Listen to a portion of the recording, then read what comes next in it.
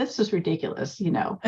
I'd go to the grocery store just because I needed to, and then I'd see all these things out, and so I'd take pictures of them and say, oh my gosh, and it wasn't even here. Yeah,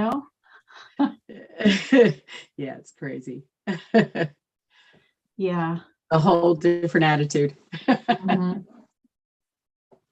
Well, nobody, I mean, in Eastern Experience. North Carolina in particular, we hardly ever get snow, so nobody knows how to drive in it. And, my thing would be, well, okay, so stay home, Exactly. It's not going to last long. So stay No, home. it Exactly. doesn't. It doesn't. No. You can have snow plows. Yes, they do. Yeah. I think they lay dormant for a long time, but yeah, they're available. You exercise Okay, them once well- a year, I guess, huh? Yeah. Yeah. Yeah, they just practice. They do know how to put salt on the road. But the thing is, if you salt the roads and then it rains, you've wasted that whole effort. So I Yeah. don't know. Yeah. I mean, at least that's my thing. Yeah. Yeah. No. Yeah, Okay, there's we're a going to get concern now started here. about salting Lake Michigan. We're overusing salt in some of the cities. Wow. Yeah. We're Ooh, careful here where we're at, but we do a salt sand mixture by us. All right, we're going to get started here this morning. It's 10 o'clock. Marty, can you let Hubert I'm in? working on that, yep. Oh, okay. Yeah. So welcome everybody to the Digital Forum. Good to see everyone here. We're going to have we got something. See Background. some kind of feedback there, Jeff. Yeah, I don't know. Is it? Sounds like a Me? chipmunk. Yeah. Did you say chickmunk? Chipmunk. Yeah, it could have been somebody's microphone with feedback. was So Alvin. welcome again. Good to see everybody here. Looks like we're going to have a good group today. We're up to 38 already and a nice sized panel. I got a couple announcements before we get started. I hope everybody had a good Christmas and holiday season. If you guys watched my video, I did have a thing on password vaults and that. I want to make sure everybody does not use LastPass. After all my talk about it, that group got hacked and they actually were able to get into the vault because LastPass would let them constantly attack the vault until they came up with the password that worked to get in. So do not use LastPass. Use 1Password, mSecure, your own computer system, whatever. So just a warning on that. Things change quick in 1 month's time. And I had it on good authority that LastPass was a pretty good password manager. And they're probably going to go bankrupt in the next year because everybody's leaving them in big droves. We've got a good list of speakers this month, including today. We have Jamie here talking on infrared. Next month, we have Jim Kopnick, who's an aviation photographer here in Wisconsin. He's shot for EAA and does quite a lot on good aviation photography. In March, we have Mike Mazul talking about volcano photography. So that should be real interesting. And Field trip for that one, Jeff? yeah, should we do a field trip to a volcano? We all go to Hawaii or something. April, we have Drema's going to talk about photo pills. So that should be a good one. And May, I'm still working on. June, I have a Keith Lisk who put out a book. He actually sent me a copy on the Great Smoky Mountain National Park, a panoramic perspective. but he's going to talk about how he went about putting this book out and the ins and outs, the good and bad parts of it. He learned a lot, he said, from putting the book together. So he will be in June. And that's as far as I've gotten so far. So hopefully I'll get stuff worked out the rest of the year. And hang on a second. I got a friend that's Here, trying to kitty. mess up my controls. That's what I was hearing. I thought I was hearing the cat. Yep. He comes That down wasn't- and bothers. That wasn't feedback, Jeff. That was just your cat. Just my cat making noise, right? Yeah. So that's what we got going for Digital Forum. We're going to be quite a busy group. So that's good. And let's see, what else did I have? Oh, and something that's been passing around, Roger Krill got it from our camera club, Menominee Falls, where we're getting these emails sent by somebody else, but using the person's name. Actually, it was our newsletter. Come on. Oh, my guy likes to be on my computer stuff. So keep an eye out. It is nothing that you should ever reply to. I've gotten it for our president from WACO, who says, I'm busy at a meeting, but I need to talk to you by email. Please contact me. And if you don't check the header of who actually sent that email, you'll find that it's really not the person that sent it. So watch when somebody sends I've you actually something. received those with Mary's name on it here in the Yeah. last week or so. Yeah. Yep. Yeah. So Ramona it's did going too. on. It's happening quite a bit. So I thought, we'll let everybody know that it's going on. Because I don't know what happens if you'd actually respond to it, but it probably would be a good thing not to respond. But I always check headers when I see these emails and they sound a little strange. I check to see what the email address actually is. And a lot of times I have found that it isn't the person that sent it. And you could tell because the English isn't quite right, usually, or that's not how that person talks. So, but since we have all our emails on our, on the different websites, it really is a problem. And so is my cat. He's really getting to be a pain today. He wants to go out and I'm not taking him outside.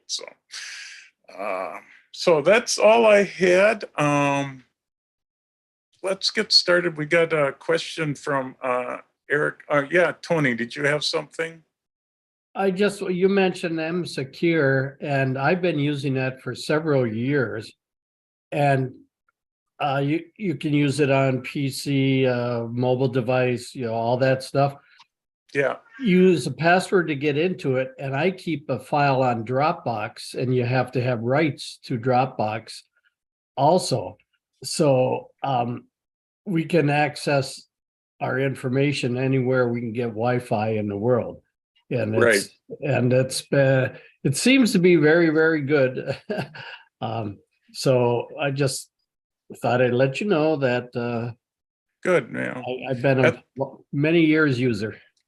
Yeah, I've been using it quite a long time. I actually keep it in iCloud so that it's even protected more than Dropbox. And that's why I like M-Secure for password manager, is it isn't stored on their server at all. You can put it on whatever server location you want. So, but yeah, it's a lot of different ways to do passwords, but if you're like me, I have 700 of them. So,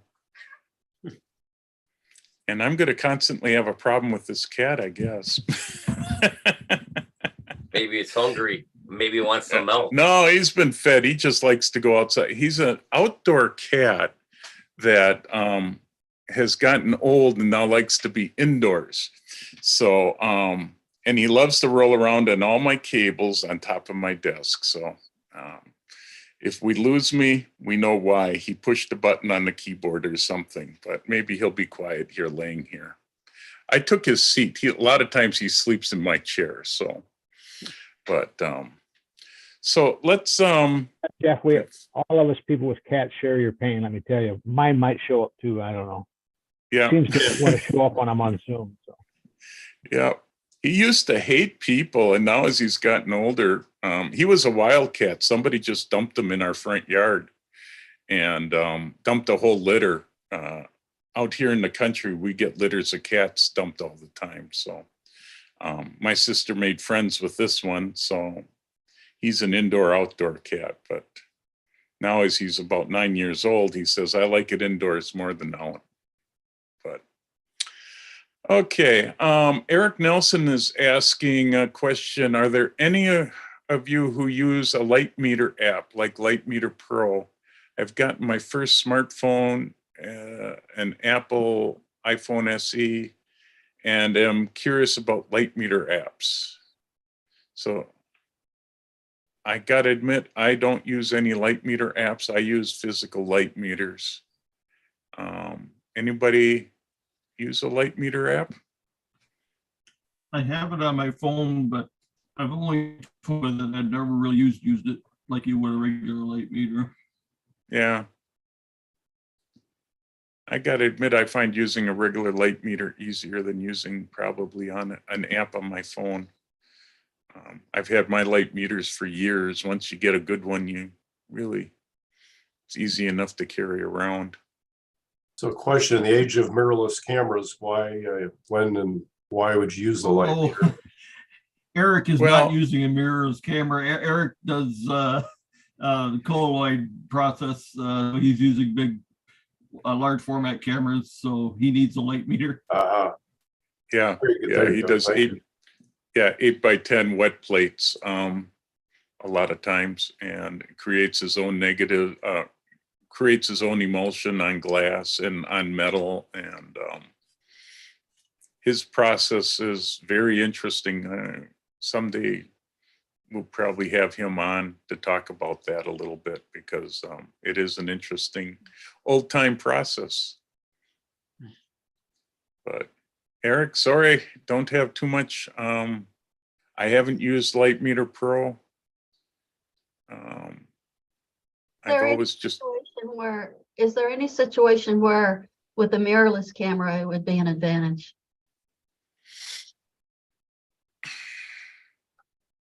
I don't know. These days, I think the mirrorless cameras or any of the cameras have such good light meter systems. You do always have to know when to override what a light meter is going to do. So you still need to interpret it. Plus, we have histograms. Yeah, the histograms on the camera. Yeah, Hubert. Yeah, they come in handy for me if I'm doing portraits with flash. So that's basically what I use it for. So, and yeah, that's probably the same. Because what you want there, you want the light that's coming onto a particular position. All the meters and most of the cameras I have are overall reflective type of meters. So, but with the flash meter, you can set your flash up, and you get an idea if you're on or not. So, especially if you're doing a portrait sessions, it just saves you a lot of time on setup time playing around. Right. Yeah, you're right. And that's a lot of what I used to use my light meter for. They are flash meters. I've got an old Sekonic one and a Minolta one that I use. And once you get them, they do last a long time. So you buy a good one, you'll have it forever. Both of mine, I think, are 25, 30 years old. So, okay, well, yeah, your GE 1940 light meter is getting a little old. You might look at trying to find a good Sekonic one that's out there. they last a long time, and you probably can find them used in a lot of spots. Okay, guy, I don't need you to disconnect me. He keeps opening up extra windows on my computer. Okay.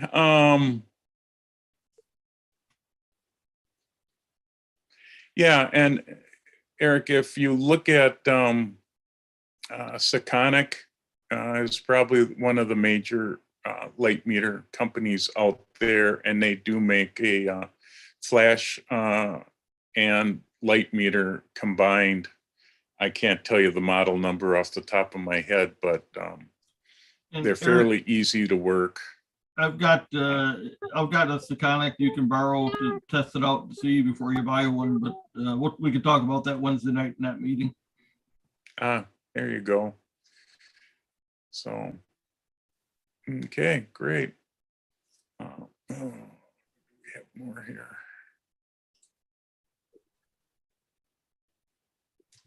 Okay. Anybody else have questions? Come on. There must be some things for us to talk about here today before we get to Jamie. I'll throw a question out there. This is especially for Nikon Z users. I mean, right now, the longest tele they've got goes out to 400, the 100 to 400 millimeter. Just wondering if anybody has used a non-Nikon, like a Tamron or something, 600 millimeter with a Nikon Z camera, and just wondered how that works out in terms of focus speed and focusing, things like that. Well, I know I put on. I'm a Nikon two- Z user. I have a Z6 II and the Z6. And the FTZ adapter works really well. From what I understand, though, you really have to check and see whether each third-party company has updated their firmware to communicate well with the Zs. I learned about that with my macro lens, that Tamron had updated my 90. So I had to send it in for them to do that. So it's possible, but you probably have to double check with the company. But the FTZ adapters work really well. And I had a 2 to 400, 2 to 500, and I sold that for the 100 to 400 Z simply because I don't do a lot of long lens work, but 400 works well for me, and it's much easier to manage physically. Yeah, and I've used the 200 to 500 Nikon with the adapter, and that's worked fine. None of the other lens manufacturers have come up with a Z mount yet. Hopefully Tamron or Sigma will start doing that. So anybody else have any experience with it? I know it's a slightly slower with the 200 to 500, but it still focuses pretty quick. Or even my 200 to 400 f4, it still focuses fairly fast. Even with that and a 1.4 converter on it, it's, you know, that lens is a really fast focusing lens, so it does work well that way. We might next month be able to talk. Jim is a Sigma photographer, and I know he was just experimenting with Sigma's new 60 to 600 zoom lens. So I'm sort of curious to see what he has to say about that lens, because that 10 could be a 10 to 1, that's amazing. Yeah. yeah. I don't know Yeah, you how get a good really great range in that. You know, you could basically almost buy just two lenses, you know, an ultra wide and then the 60 to 600, you got a zoom, super zoom. I just bought a 50 to 400 Tamron, and it's beautiful. I love it. It's Hmm. phenomenal. Yeah. Very What are- fast what- focusing. What are you using that on, Mary? What's your body? Sony that I just bought. So I just bought a Sony A7 IV. So it's my year to buy Huh. cameras last year. I think I bought You know, 4 Tamron last year. glass has always been good glass. Yeah. I've always really been happy with my Nikon. I was always really happy with the Tamron lenses that I used for that. So I tried it, and it's a great range, huge range. So just back from a workshop and a trip to Arizona, and it was phenomenal. So that's about the only lens I used. I had 2. I bought 2 for it, but I have a short zoom and the 50 to 400, and the 50 400 was just amazing. So Yeah, no, I haven't tried any of those. I've been sticking with Nikon lenses, but I know from the past when I used to sell Tamron lenses, that Tamron used to make a lot of the glass for Nikon. So, especially in the long lenses. So I know they're a pretty good lens manufacturer, and Sigma at one time wasn't known for their good quality glass, but today they've moved up quite a bit from what they used to be. So Yeah, they It's got funny that how- arts glass now. yeah. It's funny how things have changed over 30-year time period.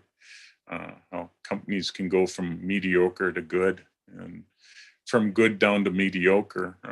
At one time, Vivitar used to make some super lenses back 30, 40 years ago, and they were some of the best lenses out there. And nowadays, now they're not even around, but it's just not, they just started going downhill all of a sudden. And Tamron, though, has always been good. So, Yeah, Tamron just came out with a lens for Nikon. It's a wide angle lens. I think it's 17 to 35 or something in that range.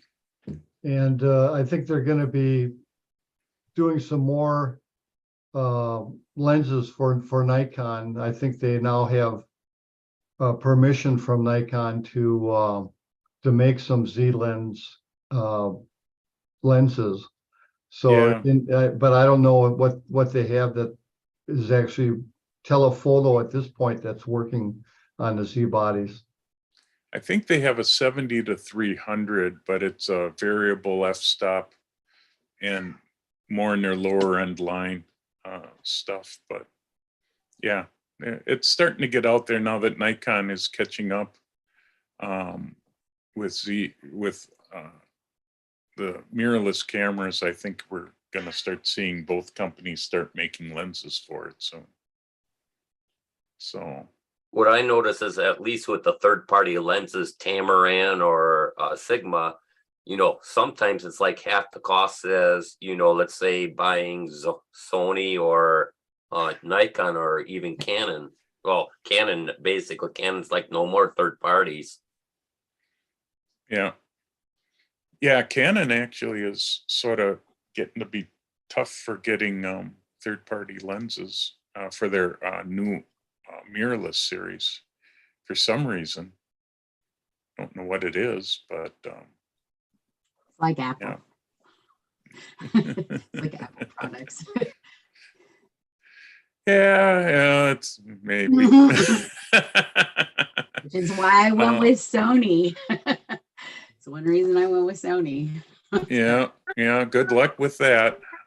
I'm not a Sony fan, so I am amazed at how fast it was, and I mean, I shot it the whole. I was used to my D810, and it was just getting so heavy, and so many different lenses and things that I was having to carry all the time, and I just, it's hard to do that when it's not bad when you're in the car, but if you're out of the car and walking around at all, it gets tough. So, Yep. this is great.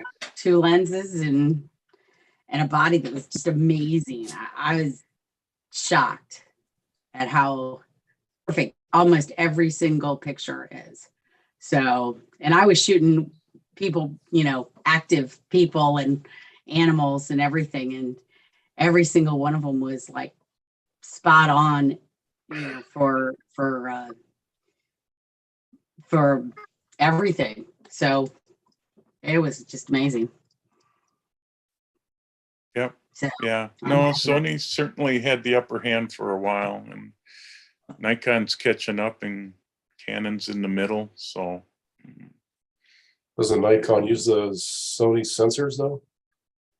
yeah, Nikon still uses Sony sensors. So I'm not sure about the Z9. I can't remember on the Z9 whether it's using Sony sensors or not. But Sony does make sensors in that. So for a lot of the cameras, I think a lot of the companies out there, I think maybe even Canon, I'm not sure. But yeah, it's whatever works for you. I'll say that, yeah, Sony's good on what they make. I just won't touch them because of the things that they've done to me in the past that won't let me go to a Sony, anything Sony. So Yeah, it took But, me 20 years to go back to Sony myself. So yeah. They like to discontinue stuff and quit supporting it at times when they find it's not profitable. So hopefully they'll keep finding the 35 or this market profitable for photographers, but I know they're putting a lot of their time into the video stuff for the higher end video cameras and that. So we will see. Let's see, do I have anything else? Rick Hawthorne did mention in the Q&A that the FTZ might need to be updated for some lenses. So especially the new Tamron stuff. I know. Oh man, his cat is. your cat's gonna get electrocuted with all that cables yeah. and that. Sorry Hey about Jeff, that, just everyone. dress him up like a groundhog and put him out there on Tuesday morning, and see where he There you sees go. his shadow. Yeah, man, he's usually bothers me once and then he leaves for some reason. He's not going away today. Usually he goes upstairs and tries to get out. For Canon, for third-party lenses, Canon recently sued one of the makers that was making some of the first third-party lenses for their mirrorless cameras, and they don't know the exact reason, but they sued on their patents, and at the moment it sounds like Canon has plans to block out all third-party lenses. There's no one able to make them right now. So it could be quite a while before you see a third-party lens for Canon, or maybe never. For the mirrorless, that is. I think if Yeah, you for the still got the mirrorless. DSLR, you're fine, right? Yeah, Well, they've actually been a little bit standoffish on the third parties on their other lenses too. That I had a Sigma, which I went back and forth between Canon and Sigma, trying to get the lens to work correctly, and they never did really get the lens to work with it. And I hear that that was a common problem with the 7D camera and third-party lenses, that they did something in the software that was goofing up third-party lenses, and Sigma couldn't fix it, and Canon wasn't going to help them at all. Yeah, I don't know why they're getting that way. That's can cause a lot of problems. I know I heard about them suing it was one of the Chinese lens manufacturers. I think some of the manual focus lenses that were out there, Samyang or something like that. And there's a Yeah, it bunch was of one of those. those, I yeah. actually used one of them for night sky photography, and it's a nice manual focus, sharp lens. But I don't quite get Canon's thoughts on that, other than maybe the company didn't get patent rights to do it. But yeah, They probably didn't get licensed. Probably didn't license it right. Yeah. But you would think Tamron, because Tamron made lenses for Canon in the past, so you would think they and Sigma would get permission to start making the mirrorless ones, but doesn't sound like it so far. There's been a lot of stuff on YouTube with that, but no. So Boy, it's pretty quiet here today. yeah, we got 44 people here. There got to be more problems out there than us talking about lenses that sometimes isn't that all that exciting. Well, I do know for myself, and that a lot of people been starting to ask me to do photography for them. It'd be kind of interesting to see about asking other people if people been writing up contracts and that, make sure everything's covered on your half. Anybody in the group that's been doing that? I know Clint and I have talked about it a little bit on the side. Like when you do weddings or even real estate, or even let's say an event, let's say you're working for the state fair. Yeah, doesn't sound like we got many that are doing that. I've been staying away from doing work with anybody else. Yeah. I know with weddings, you really have to do a contract with it, because those can be a nightmare. And I give anybody that does weddings, I applaud them, because I don't have the temperament to deal with wedding people. I worked with a photographer as an assistant for 2-3 years doing weddings, and what I saw got me to know that I'll never do a wedding. I've done 3 in my life, and they've all been close friends that didn't want anything fancy. They just wanted it covered. But I've seen too many people demand so much and then not want to pay for it in the end. And it takes a certain person to be able to deal with setting up groups in a hurry, doing all this stuff. It's a very tough job being a wedding photographer. But that's one that you do need to get. Yeah. They're exhausting. Yeah, I'm sorry. Yeah, very exhausting is right. Yeah. But I would recommend looking at PPA's website and see what they have for resources there. It may not be accessible if you're not a member, but that's certainly would be a good resource for finding contracts. Thank you, Marty. I know Jeff and I talked about that very briefly. Yeah, or if you're really thinking you're going to get into more and more of that, I mean, it might be worth the membership of PPA just for that. And they do offer insurance through PPA as well, so that might be something to consider. Yeah, I don't plan on doing the weddings, but maybe other type, other type of events or portraits or stuff. Yeah. But they would have, I think they would have kind of blank contracts for a lot of that type of stuff. Okay, cool. Thank you. Marty, can you talk a little bit more about the PPA insurance? I just had my camera insurance through State Farm double. And that happened when I moved up here had it through USAA. And I moved up to Milwaukee and they said that the Milwaukee crime rate was so high and they doubled my insurance. So I'm canceling, hoping to cancel with State Farm, but I think the PPA insurance is rather limited and they have a pretty high deductible, as I recall.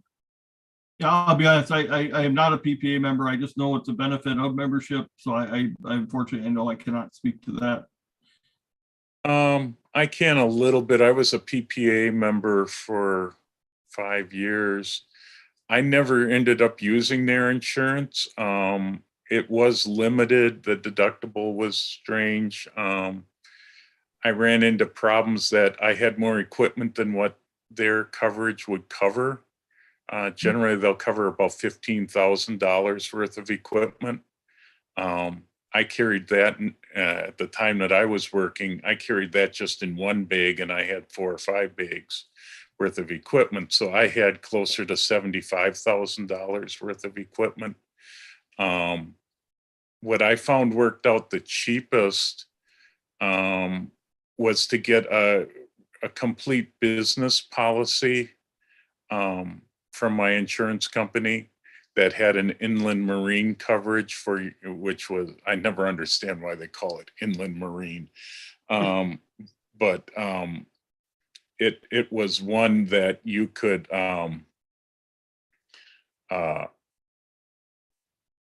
it would cover all the equipment that you traveled with. Plus they gave you computer coverage and the works.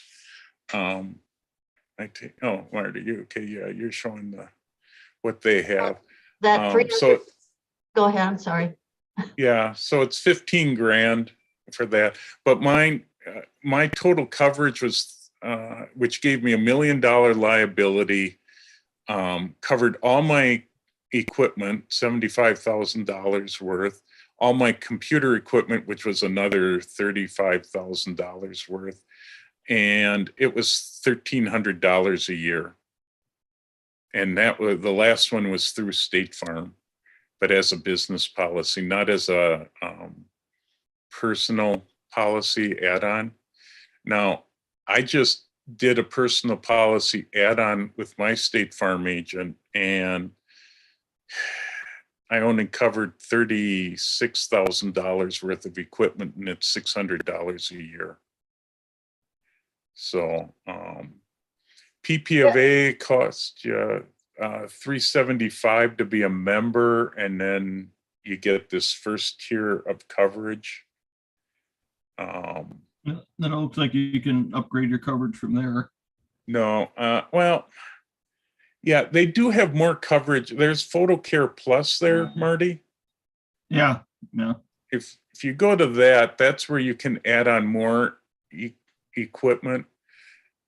The trick is, depending on, you know, what do you want to have covered, and what all the costs end up being. You know, you got to keep in mind you have to be a member of PPA just to get the insurance. Yeah, there was And- one, when I Googled it, was Googling it, there was one of the top, I can't remember the name of the company that listed camera insurance, but they wouldn't cover just gear. I called them and they said they were more for businesses and liabilities and that sort of thing. But State Farm, one thing I like about State Farm is that they cover my drone, and I think most companies won't cover drones. Yeah. Yeah, I mean, I had to play around with State Farm. I dropped all my computer insurance because I just decided that the stuff is in the basement of my house. If I lose my whole house, I'm going to have a lot more problems. And I can probably rebuild all my computer equipment cheaper than if I keep paying the high premium on it. So I figured on self-insuring on that. The camera equipment, I sort of like their policies because you got to watch. A lot of these policies have pretty high deductibles. When I had my business insurance, my deductible was $500, and that's pretty high when it comes to a camera. And I would always fight to get it back down to either $100 or no deductible. My current policy is a no deductible policy, so, and it's replacement value. And that's Um, still with State Farm? and that's still with State Farm. So sometimes you need your agent to fight for you a little bit with the home group. But yeah, insurance is hard. You got to decide how much to cover and, what the costs are going to be each year compared to putting that same money aside to buy new equipment later, because this stuff depreciates so fast. And if it's not replacement value on that insurance, you won't get much for it. Yeah. And I had a $2,000 lens stolen out of my backpack when I was walking through Buenos Aires. I must admit I was warned not to walk around with camera gear in Buenos Aires. I didn't expect it to be stolen off my back. I guess they tag teamed and opened the zipper a little bit by a little bit. When I got to my destination, I swung my bag around and the top of the bag was open and the lens was gone. But Wow. that's when I was with USAA, and I had a check by the time I arrived home. Yeah, Yeah. that's what I like about them. That's who I've got. I've got a rider on my homeowners for mine. And it's not that bad, but I don't live in Milwaukee County. So Yeah, I have it with my homeowners insurance. yeah. Yeah. And it is a good idea to have insurance, especially if you are a photographer going out everywhere, whether it's stolen or dropped in the lake or whatever, get ran over, it's Mhm. it's nice to have that. Yeah, I've had Yeah. where somebody just walked off with a whole bag of equipment once. And that's a pain. Even trying to remember what you all have in that bag. That's always the hard but part. Yeah.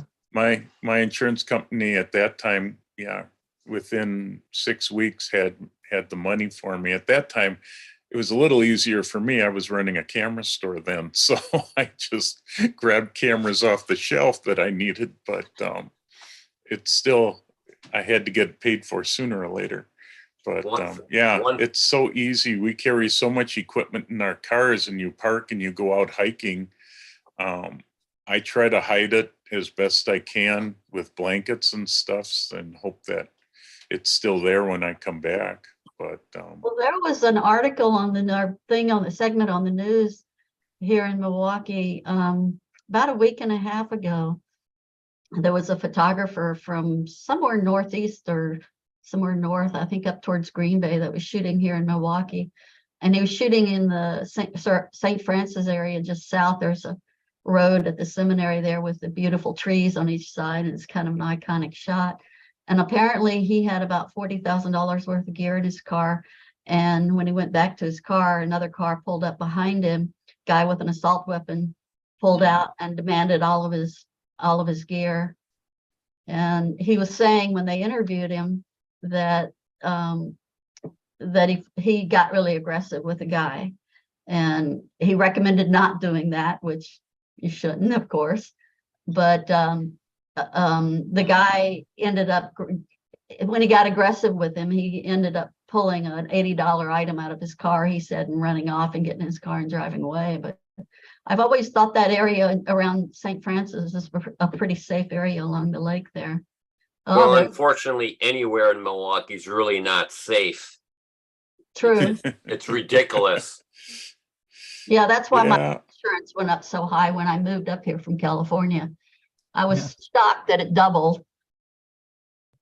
I have a Well, I know question. I had a couple friends that moved out of Milwaukee County, and their car insurance dropped half the cost and that.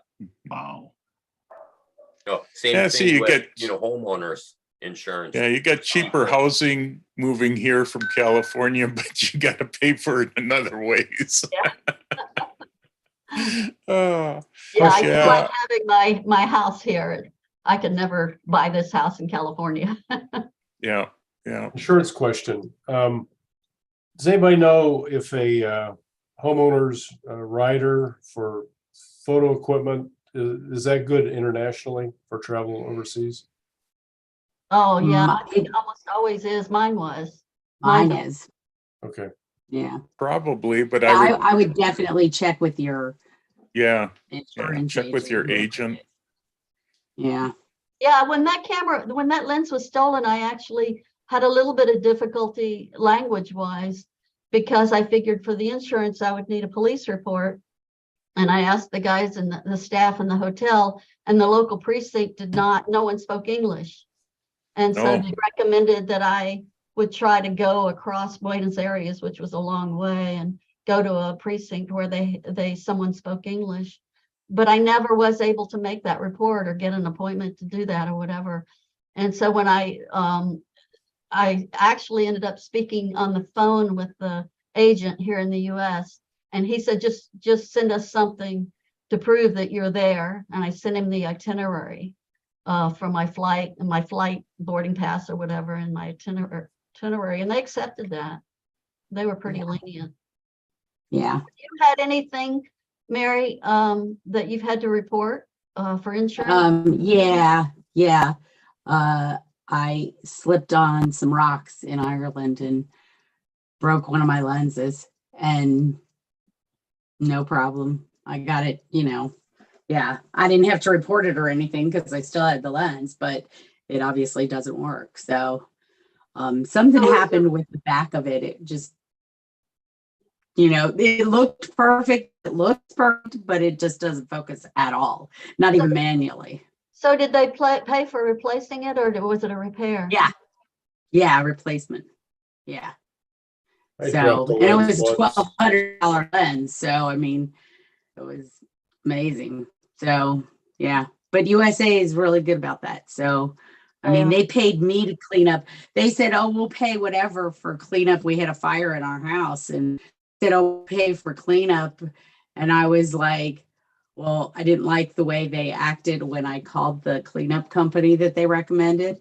And because they were all excited about the fact that we had USAA. And so they even got very excited about that. And I was like, no. So I didn't trust them then. So I called my insurance company back again, and they said, well, what are you going to do then? And I said, well, I'll clean it up myself. And they said, well, we'll pay you then. It was great. So they paid for, they just sent me a check. So it was great. So, but they're like that, Yeah.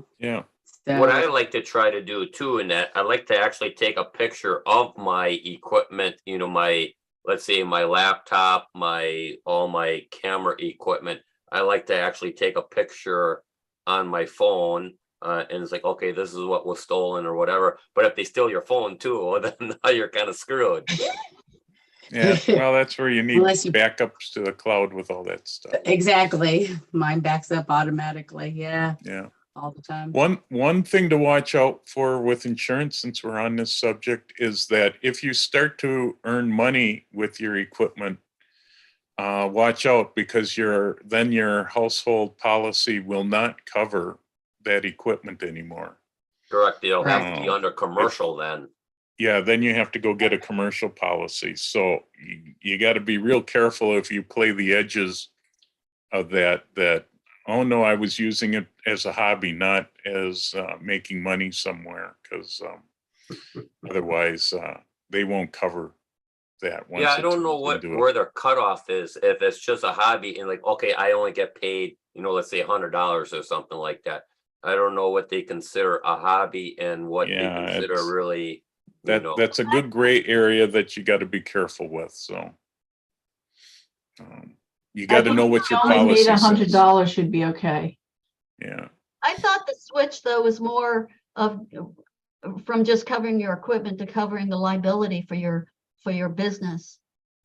Well, that too, but it also, if you read your homeowner's policy, I know it has somewhere in there that if you are using this for commercial purposes, it will no longer cover it, because it's now not considered a hobby, but a profession.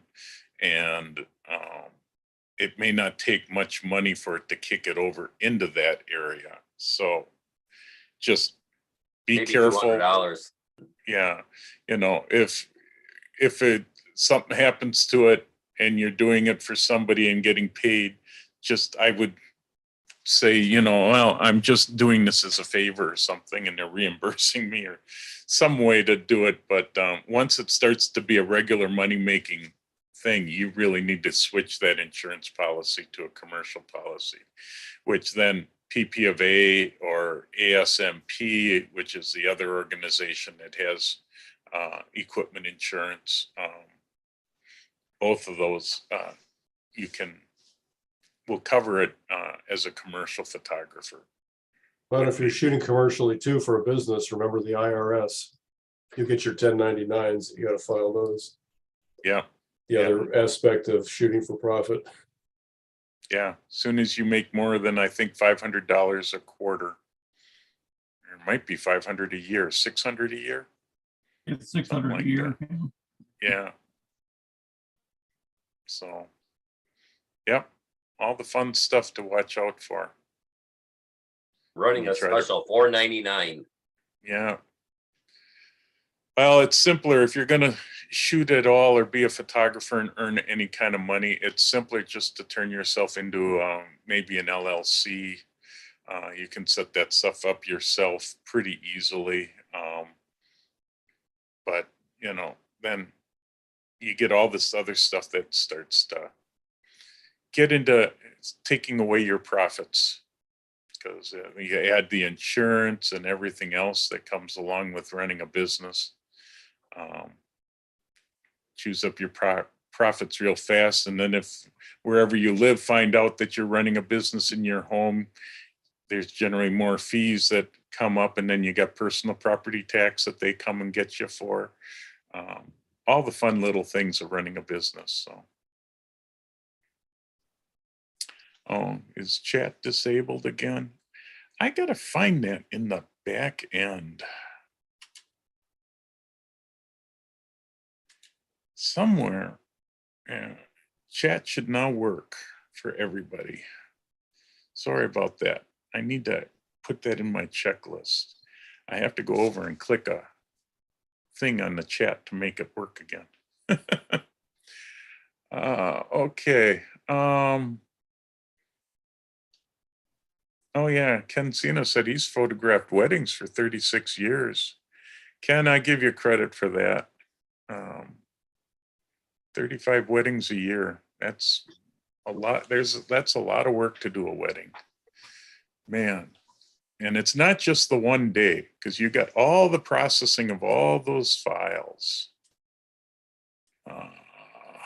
Yeah, the few I've done over the years, and I always told people it's more like 40 hours worth of work. It's not just that one day. It's all your post processing or back in film days, you're calling and editing and putting albums together. I mean, there's so much work to it. And when people say, well, how come wedding photographers charge so much? How can this guy will do it for, $50 and give me a CD, and then, labs or professional studios will charge, $1,500, $2,000, $2,500 or more, it's a lot of work. You just think about if you were working 40 hours at your regular job, what are you making, and why doesn't the photographer deserve to make that kind of money as well?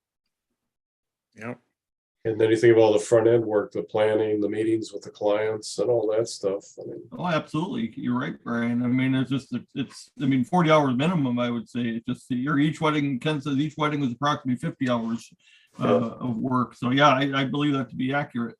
Well, then how expensive all your equipment is too. I mean, this camera, you need 2 cameras. One camera is just not enough. You need multiple cameras, multiple equipment. It's a ton of money. Lighting equipment, and and not to mention all your years of training and education, and don't just pick up a camera one day and say I'm a wedding photographer. Like anything, you have to learn your craft. sometimes you need 2 people. Yeah, most of the time you do, Brian. Yeah. No, I totally agree. No, that's why I used to assist for this one photographer for quite a bit, and it taught me that I wasn't built for wedding photography. It's a long first that full day, it can be a long 8-9 hour day, just the shooting of it. And then all the post-processing and I put in a meetings and 12-hour things. that day. you- A Yeah, couple times I did, I put in a 12-hour day as an assistant. yep, Start in yeah. the morning and then you're through the wedding and then you've got the party in the evening and Yeah, and Well, there's you're- not a whole lot of breaks in between for the photographer, so. Yeah, you're always on the go, go, go. It's like you don't even have time to even eat, you know, because you're like, Nope. well, you could miss a True. moment. And then a lot of places take away the food too. And then if you haven't eaten yet, that happened to me once at a wedding. I was like, yeah, could I just get a little bit of food Yeah. before I yeah. drive home? Yeah. Yeah. No, you got to be careful. I mean, it sounds funny in that. I mean, I've done that where, you know, a couple times you go hiking for hours, like, you know what, I'm ready to pass out. I'm so hungry. Right. Right. Well, I had a wedding once down where I was assisting and it was down at the lakefront in July, and it was a hot sunny day and I almost passed out. I had to literally stop shooting because I was so dehydrated and everything, and I was so hot, and I ended up, and they had no water out there. Nobody had any, even like the place where it was didn't have any water out for anybody. Oh, there was a whole And- lake there. Oh, I know, right? So, yeah, it was really bad. And right after it happened to me, I like sat down, got a glass of water, you know, found a glass of water, put wet something from my bag, put it around my neck, and then the main shooter, she came over and she just looked completely drained, and we still had the rest of the wedding to do. It was like, okay. So it was really bad. It was a bad day. So yeah, No, I always carry water in my bag now. No matter what, I have water. yeah, you really have to plan. It's like for any photo outing that you do, you need to plan that stuff out and make sure you have a lot of that kind of stuff around. Ken always laughs at me for all the equipment that I bring when we go on a trip and all the other stuff. We have bags of liquids in our car. I've got snacks in our car for if we're hiking, in case you need that. I have a full car when I go on any kind of photo outing. And it's because I believe in backup equipment and all that, and being prepared for the weirdest things to happen. And every time something else weird happens, I add something else. Now I added a saw in the back of my truck because we ran across a trail that we couldn't get through because a tree fell across it. And all we needed was a lousy little handsaw to cut open enough of a path for us to get through. And it had a bunch of us blocked, and we were trying all sorts of things trying to get this thing. Finally, I found enough rope in my car that we could drag it over, and then everybody could get through one way and the other. But so now I throw a fold-up saw in the back of my truck. So When you say a fold-up saw, it's funny because I got a fold-up wagon when I do the photography up at Oshkosh for the Air Adventure for the airplanes. I throw all my camera equipment in my wagon, and that it's like hauling it, you know, like with Rambo carrying all my equipment. It's like, you know, forget this idea, and that I just got a wagon and threw my camera equipment in there, my chair, my umbrella, all that stuff. That helped out a lot. I love taking my foldable wagon anywhere. It's great.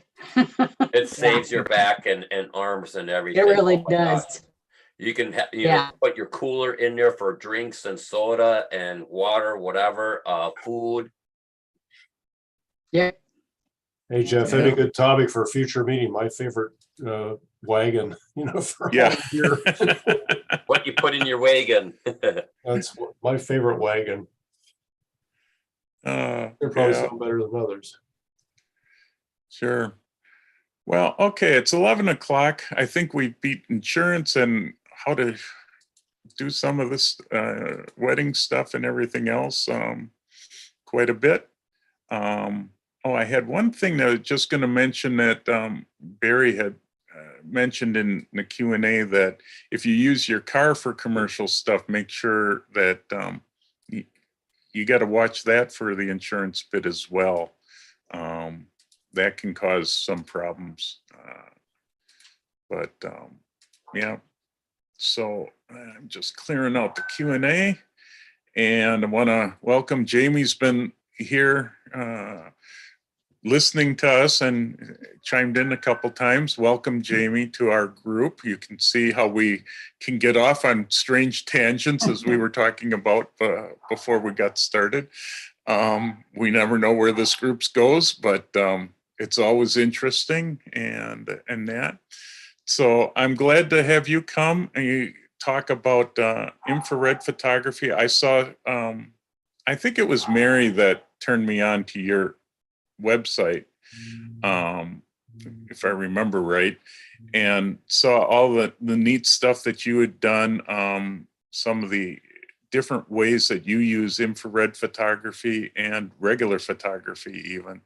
So it's great that we could have you on, and maybe you can tell a little bit more about yourself to the group. I don't have your bio in front of me, although they've all seen your bio pretty much. Yeah, I mean, if you've read my bio, you know, those are always funny to write, you know, Yeah. take it down to a couple paragraphs, but so you're not going to go with the name pronunciation? Oh yeah, you want me to try Jamie Karnarski Davidson. There you go. Hey. Cool. Okay, so I guess a quick synopsis of me is that I prefer outdoor nature, anything that's outside. I also do indoor still lifes and work on Lightbox and macro and close up. I do a little bit of everything, and I would probably put everything except people. The second wedding I did cured me of that forever. And it's not that I cannot do people, but it's not my Calgon. It's not the thing that just really takes me away. So outdoor nature, wabi-sabi, landscape, scenic. My style I would call interpretive rather than documentary. I think anybody who's looked at anything that I post on Facebook or that is on my website is clearly not what the subject is, but really more, in my view, how I respond to it, how I connect to it, and what it's, quote, about rather than what it is. So that's me. I love infrared. I've been doing that for, gosh, I don't know, at least 10 or 12 years now. And I'm a Nikon shooter, simply because that's kind of where I started, and I like consistency. And after so many years, you accumulate enough equipment that it's really, from my view, not worth switching to another brand. I like what I have, and it works for me. So I guess with that, I'll just share my screen and Sure. start sharing about infrared photography. And if anyone has any questions, I'm going to suggest that you put it in the chat, and maybe Jeff, if you could chime in when there's any kind of question that needs to be answered right away. This is not something where I can't be interrupted, so I'm happy to answer questions. And you can email me afterwards if you decide you have more questions that are specific to your own equipment or whatever. And just to, a little plug, I do lead workshops all over the East Coast, and I have one in particular scheduled for June that's focused solely on infrared, and it's in the Blue Ridge area of North Carolina. So with that, I will go ahead and get started. Hopefully that's enough. Yep. Yep, that sounds good. And yeah, anybody put everything in the Q&A for me. It's easier to watch than the chat. So just throw it in there. Chat should be live now though as well, because And I I'm just trying to move turned it. that box that you can't see on my screen. Anyway, can you see the mouse? Yeah, we Okay, can see your all right. mouse. So I'm going to move it out of the way. But this program, I love flowers and gardens. And so I titled it In and Out of the Garden simply because you're going to see a little bit of both. But anyway, the whole idea behind infrared photography is that it's a different way of seeing the world, just simply because of the way the infrared converted cameras and filters translate the light, the wavelengths of light. And what I have found is that I love infrared because what that convinced me of when I first started was that well, of course, there really is no such thing as bad light. There just is different light. But I can shoot all day long. And so when I'm out photographing, I do not want to stop. I don't care about eating or napping. So for me, when I'm out for the day, I'm out for the day and I'm shooting and snacking. What we see with infrared is anything just about that our eyes cannot see. So it sees, yeah. Anyway, you'll see as we go along. But what our eyes see is what is visibly in front of us, and what infrared sees are the things that are sort of hidden from our visible light view. So for me, why infrared? Well, number one, it does provide a different way of seeing ordinary scenes and subjects, and really kind of transforms them in a lot of ways. And that's one of the things that I like. I've already mentioned about there's no such thing as bad light. It also stretches our way of seeing the world a little bit differently and creatively, and sort of pushes open the translations that we're able to imagine. And a lot of infrared has an ethereal or otherworldly feel. So infrared cameras and the filters see what regular cameras in our eyes cannot. So this is where I started. I told you I'm a Nikon shooter, and I always have been. But a friend of mine, Mark Hilliard, who goes 50 years plus back in photography, came up to me one meeting that we were at, and he said, "You need to be shooting infrared. And I'm going to send you a Canon camera converted to 590 nanometers. And, my response to that was, okay, I don't even know what a nanometer is. So, why do I need to be shooting this infrared when I have no clue what you just told me? But I said, well, okay, I'll try it.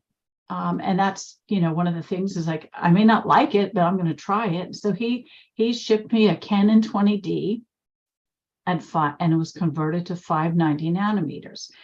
And one of the things I noticed, excuse me, was that obviously it was very different. What I was seeing on the LCD screen was very different from what I was seeing in front of me. And it didn't have a an RGB histogram, so I really wasn't clued in on some of the intricacies of what to look out for. I'll talk about that a little bit later, but I shot this camera for several months, and I'm like, okay, so I have all these pictures, so what do I do with them? The first half is the shooting, the second half is the processing, and it's not like, well, if you want to, you can just convert everything to black and white, and then what's the point, right? You've got white leaves on the trees and grass, and that's it. But this 590 captures a range of visible light, so it's a mix of visible and infrared. And so these were this was my first image processed in infrared, and I use Photoshop, Nik software, and an Action to swap the channels. But this series right here is a result of being taught by someone whose approach to color in general is far more subtle than mine is. So the first one you see is the false color interpretation, and then the second two are variations of black and white. This is my way of seeing the world. I love color. I can appreciate black and white tremendously, but I'm first drawn to color. So the one thing that infrared did for me, and still does, is it allows me to see what a scene will look like in black and white, which I never could before. And part of that was because on the back of the LCD of the Canon at 590 and my own Nikon D90 converted to 590 nanometers, was that it looked like a negative. So what it did is it stripped all the color away, and it left the bones of the subject. And so infrared really helped me to see the world far better and more effectively and efficiently in black and white. In this image, it looked like a negative, but I loved the bones of the trees, and I made all those colors. So that's kind of this, you know, like having a just a bunch of crayons or paintbrushes and making the colors. The purple and the orange and the yellow on the bottom is the water, and the back part, the lighter yellow, is across the water. This too was an early false color infrared. This was a scene that in the middle of the day was very harsh. You can see the strong shadows. I made the colors on the building. I decided what color the chairs would be. I'm glad that I stopped even in this bad light. I'm going to put that, just know that when I say bad lights, it's in quotes. But I'm glad that I stopped and I photographed this scene, because this building, the chairs, everything about it is gone. It's an empty lot now. So that's one lesson, is that, you know, if you shoot in infrared, the light that would normally be totally terrible for color is really wonderful and usable in infrared. This is on the Blue Ridge in Virginia, and it had just rained, and then the sky opened up with super bright light. I tried to photograph this tree in color, and it just, the range was just way too harsh and stark and too bright in the sky, and so nothing really was working. And I said, oh, this is perfect for infrared, and it is. And so that's where, since I've been doing it for at least 10 or 11, 12 years now, that's when I can recognize when a scene will be better in infrared based on the light conditions, and also just a different way of seeing. This too was another situation where, and this is with the Nikon D90 at 590, where I started out with my color camera. I walked about this far onto the boardwalk, and the light was again super harsh. And I said, oh, I'm going back to the car and getting my infrared. And this worked. So this, I think I mentioned to Jeff that I'm not a technical person. And this, when I looked at this chart, I'm like, oh gosh, this is a technical thing and I don't know how to explain it. Well, basically, this is what our eyes see. And so you see the wavelengths that range from, I don't know, I guess that's, well, violet through to red. This is what our eyes see. After 720, which is the standard infrared conversion, our eyes don't have sensitivity in the infrared wavelength range. So this is where our eyes fall. And this is where you see the color response of a digital camera. So remember the first chart, the hot mirror, this pink area is what our eyes and our cameras typically can handle. And then the rest of this is the range of the infrared into an area. I have filters down to 550, which I don't use. So I use between 550 and 590 and 850. So I have the range of the mixed color into the black and white and lots of filters in between. But that gives you an idea of the wider range of capture of light and wavelengths with the infrared. In terms of what you need to shoot infrared, the perfect thing, the most ideal thing in my mind is to have a camera converted either to a single wavelength or full spectrum. I'll get into that a little bit later. But the reason I feel that it's the ideal way is because for me, it allows me to shoot in a fluid way in the same manner that I look at a scene in color. I'm seeing it differently, but I know that I don't have to wait, 5 minutes, 10 minutes. I don't have to pre-focus and set everything up and have it all together before I photograph one scene.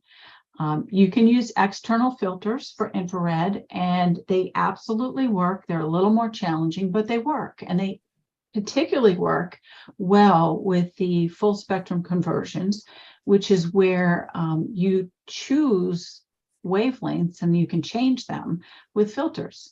And so that's it's a little more challenging for DSLRs, but it's not impossible, and it's much easier than taking your color camera and putting an infrared filter on the front of it. You do need to understand the wavelength options for choosing a conversion or a filter. The understanding of white balance, the importance of it in infrared, post-processing workflows, they vary. I will give you sort of a brief sense of how I do it, but there's more than one way to skin a cat, and there's plenty of different ways to process infrared images. I will say that I have had the most success with mine in terms of going from, say, a 590 nanometer, which mixes visible color, into the black and white by following certain steps, and you'll see that. And the last thing is, just to be open. When I sort of poo-pooed that I should be shooting infrared because I didn't know what it was, and didn't even understand what a nanometer was, being open to trying it helped me a lot, and I actually loved it. So experimenting and just stepping out of the color comfort zone. So this is what's in my bag. I did start out with the D90. A friend, a very nice friend, gave me a D800 that he had dropped and thought it couldn't be fixed, which I found out could be fixed for $150. So I converted it. That was my second camera. I converted it to 850 for complete black and white.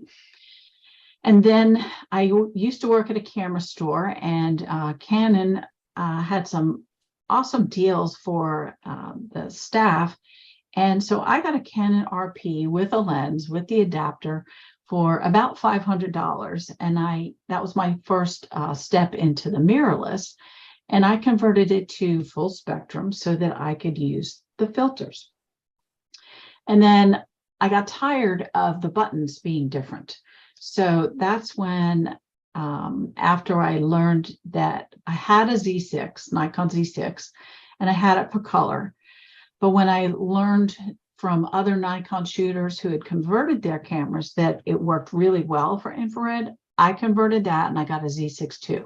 So this is all the stuff that I don't carry it all, okay? I carry the Z6 and my Z6 II, But I have these other cameras for loaners, and also if I just want to, sort of go back to a past, I don't know, if I want to look back in history and get one of these cameras out, they're there. But infrared, I can tell you that if you do it, you already know this, and if you haven't done it and you try it, it's addictive. Again, I can shoot all day. The ordinary becomes more interesting and sometimes extraordinary. It allows you to see in monochrome, which was one of the things that was, a game changer for me. And in post-processing, particularly in the 720 and below, you can do anything you want. So what you're looking at here is a 590 nanometer image, and I have made all those colors. So I made the nets, the various colors that they are. It does not have to be crazy like my tree that I showed you. It can be sort of on the edge of realistic, but also look like, yeah, there's something a little bit different here. And so for me, it's just, I'm never going to stop. In terms of conversions, you have some choices. So one thing you can do is choose a single wavelength. If it were me, I would choose 590 because you can go from what you get out of the camera to the version where your channels are swapped to a false color version, which you saw, into the black and white. And when done, I shouldn't say my way, but when you do it in a particular way, you can generate super awesome black and white images. So if somebody says, well, I just like black and white, and so I'm going to get 850. If that's all you like, then that makes sense. But you've got lots of different options. And this chart here just kind of goes from what you would get from the camera with a good custom white balance down the line to the channels that are swapped to the black and white versions to what you would get out of the camera if you just used auto white balance. So if you look at the two outside columns, you'll see why you want to achieve a good custom white balance, because who wants to look at the red images or the pinkish and the purple? They don't work for me. There are ways around that too, if your camera will not white balance, but that's kind of a snapshot of you choose a single one, and that's the conversion that your camera has. If you convert a camera, whether it's a DSLR or a mirrorless, full spectrum conversion is an option. And I find that to be a very flexible option, because the hot mirror is removed and you add a filter at whatever wavelength you choose, depending on your mood or what you're going for. And so you change the wavelength with the filters. And in doing that, you also have a hot mirror filter. Well, the hot mirror filter is when you want to go from shooting infrared to color. You put that on and you basically can shoot your back shooting color. So it's a way to have one camera with two different approaches of photographing. And with the full spectrum, you can choose only the filters that you're interested in. So you don't have to buy everything and you're not stuck with one particular choice, which is why I have full spectrum, because I like having choices. I work mostly with Colorivision. Well, actually, totally now. I have had conversions done with LivePixel. They're a great company. I work mostly and solely now with Colorivision because I find that they are very innovative and they're always coming up with some new thing. So here it is. I'm looking at a Z7. Doesn't matter. It's a Nikon mirrorless. And in the next frame, you see a very small, it's the size of a filter case, basically, a good size, maybe 4x4 or a little bit bigger, but there's room for 4 filters. And those filters, they call them the clip-in or drop, and they just, you drop them right above the sensor. They stay in because there's a magnetic thing on these filters, and that's how you change your wavelength. And so if I have two cases that can fit in my pocket, I can have 8 filters and change my wavelength at will. Now, you might say, well, yeah, but you have to open up your camera to the elements with the sensor. Well, guess what? People do that when you change your lenses. So what's the difference, right? If you use good technique for changing your lenses, use the same good technique changing the filters, and you're good. And we have schmutz removers in Photoshop and Lightroom. So this is the system that I currently use and don't see myself changing because of the flexibility. This is a series that I made with the Canon RP some time ago, and the clue is the MG in the file numbers. But this runs through what the filters look like with good or decent white balances. So you see on the top row, it's 550, 590, and 665, which is a nice balance in between the 590 and the 720. The second row is the 720, 850, and a filter that I still don't understand, but they call it IRVI. And then I put the hot mirror on, and so there's the color. And then this is the last frame is the IR chrome. Well, the reason it looks like that and not how it looks like when I do it now is because I white balanced that filter on green grass, just like I did all the others. What I have found is that with the chrome filter, I need to white balance on a neutral subject, either like a road or an old fence, something more in the grayish tone, and it's more vibrant and works better for me. So these are the in-camera custom white balances.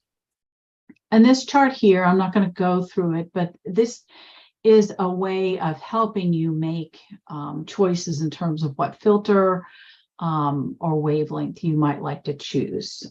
Anyone has any questions about these, feel free to email me. Now, I am going to argue with this chart because if you look at the 590, super good false color and good black and white. Well, you'll see. I think it does a pretty darn good job if you do your processing in a way that makes that possible. So I would say that 590 is super flexible. But then think about, and I have to do this with Lens Babies also. I'm a Lens Baby ambassador. If that tells you anything, I've got lots of Lens Babies and I've got lots of filters and cameras for infrared. So two very different approaches for photographing. But I use this technique in both instances. So because I'm full spectrum and because I use filters, sometimes it's, I'm like, well, what filter did I use? So I came up with the craft stick method, and I actually have attached them with a chain, and they're in my bag. And so what I do is I photograph the stick, and then everything that follows the stick is in that wavelength. And when I change a filter, change a wavelength, I photograph the stick again. And so at least then I know, okay, I changed the filter and that's why these look different, and it has nothing to do with that the light changed. So a tip for keeping track of wavelengths. This is an early false color with the 590. Black and white with 590. And here's a really good example of what convinced me that I absolutely needed to embrace infrared. I have photographed for at least 15, probably longer years, these set of painted barns that are were painted by artists. In the beginning, there were like 17 painted barns and buildings, and the artists came from all over, and they're very unique, let's put it that way, but I love them. And so I photograph them at least once or twice a year. It's a couple hours away, so I have to make a point of going there, but I'm at this barn. And in previous visits, the barn was standing up. And I look at this and I go, this is the last time I'm going to see this barn up. The color, the light was really just too harsh where the sun was, and the color just was terrible. So I got the infrared camera out, 590. This is the version of false color. And, you know, it's okay, but it's not really all that attractive. So I converted it to black and white. Now I can live with this image, this barn, and remember it in a way that if I only had my color, it would be really hard to create this image and love it. But it created a memory that I wouldn't have had if I was shooting color. A different way to photograph Sparks Lane in infrared and false color. So there's some challenges in photographing infrared that you have to overcome them, or you have to accept them for what they are. So the biggest thing is hotspots, and the hotspots are big. Sometimes they're big, sometimes they're small, but spots that are distinctly lighter in the center of your frame. They are not lens flare. They are the result of the way the light bounces through different lenses. And so if you're thinking about shooting infrared or converting a camera, the camera's not the problem. What you need to be paying attention to are the lenses that you choose for infrared. Some are absolutely terrible for hotspots, and I would say if you're really committed to shooting in infrared, don't use them and invest in a lens that is in the good or great for infrared. Kolari has a page on their website that lists for various brands what are good and what are bad, where they get bad, or where they're good up to in terms of an aperture setting. So that's a good thing to check before you go ahead and say, well, I'm going to convert and I'm going to use this lens because this is my favorite lens. Your favorite lens may not be the best choice for infrared photography. Can you manage hotspots? Yes. The first thing is obviously not shooting with a lens that's bad and notorious for hotspots. You can shoot at wider apertures, and just like if you think about how when we shoot at f16, f22, if we've got a dirty sensor, all those spots show up. And when you shoot the same subject at a wider aperture, they're not so obvious or they disappear. And then the third thing is to invest in Capture One and a lens cast calibration diffuser. And you'll see coming up a little bit about that. So here's what a hotspot looks like, right? I can manage this to a degree, mostly because it's busy. I've tried to use Photoshop and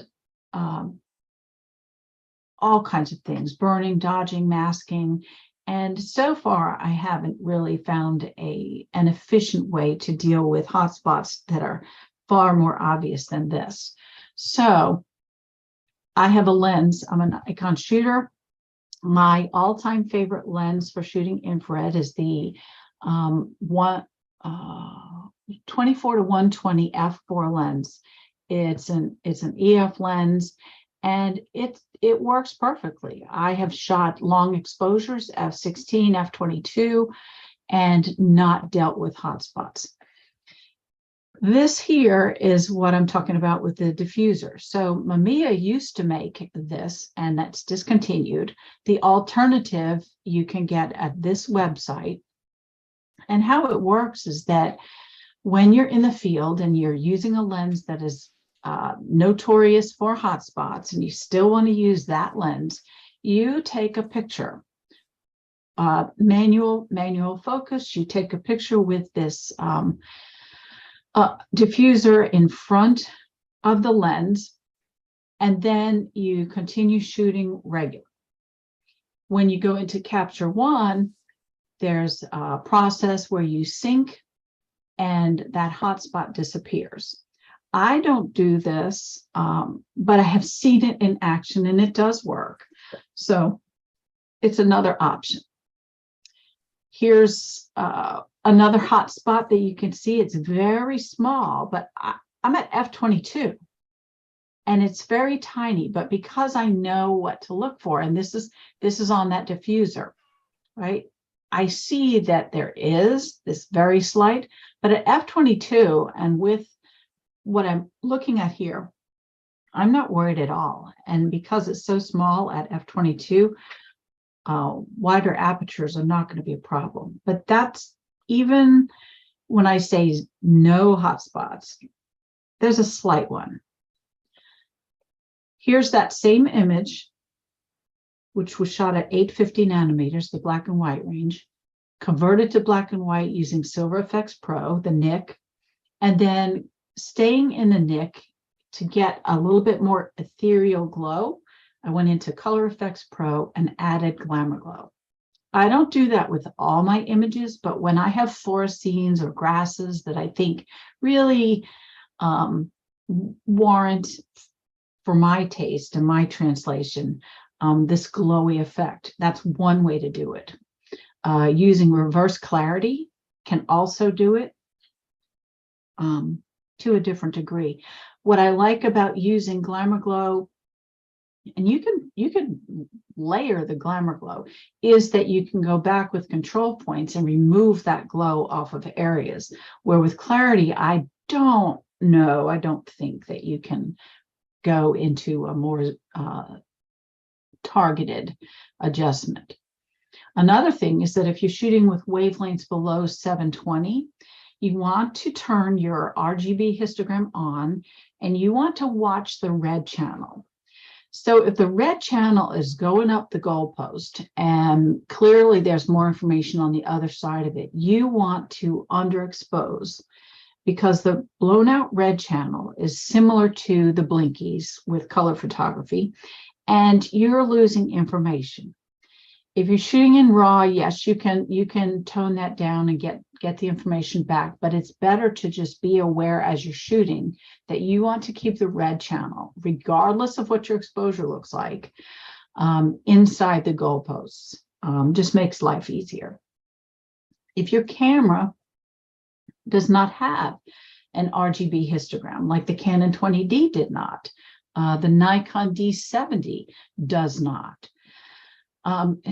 just knowing that the red channel is slightly to the right of the luminance display will help you pull back the exposure and have far less blown out red channels. So that's a way to overcome it. And then, you know, we've got issues regardless of whether it's infrared or color. Noise, using super high ISOs if there's low light and you don't want to go with high ISO, and older cameras. Even at 400 ISO sometimes will generate noise. The Topaz denoise works. And here's an example of that. So left and right comparison, maybe you can see the difference, but I think that when you see the detail, that's just using Topaz denoise, the AI. So very noisy here, right? And without zooming in, you might not pick up on the noise, but this cleans it up tremendously. And so that's another way to overcome a general issue.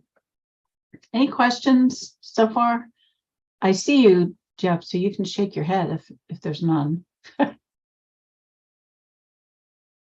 Yeah, no, so far we don't have any questions. Okay, I got somebody asking me if Q&A is working, but it should be working. It was working okay. throughout the whole thing, so. Well, I'm gonna keep going then.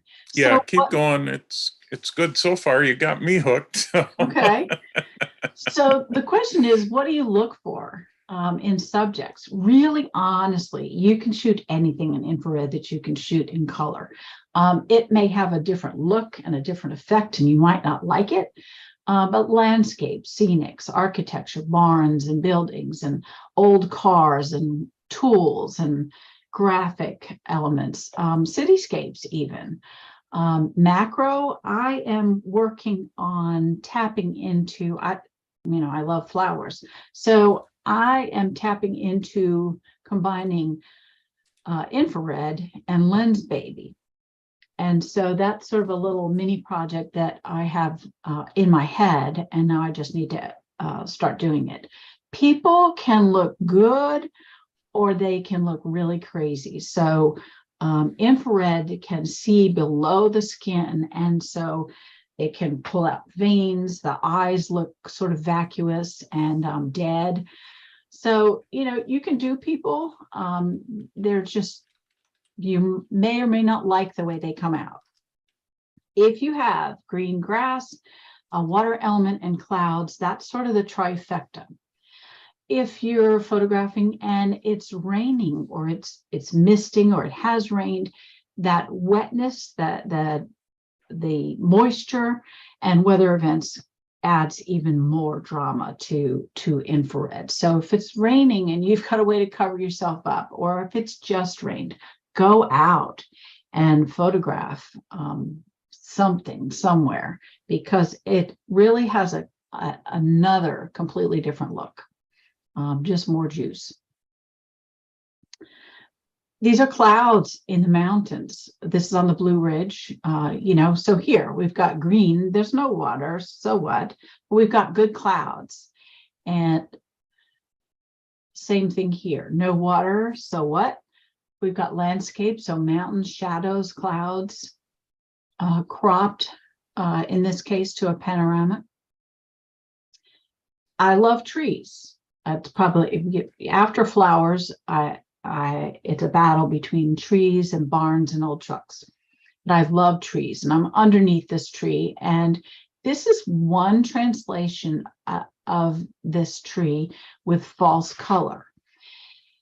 And I really like it, but I went back to an image in this series of the same tree and I processed it again.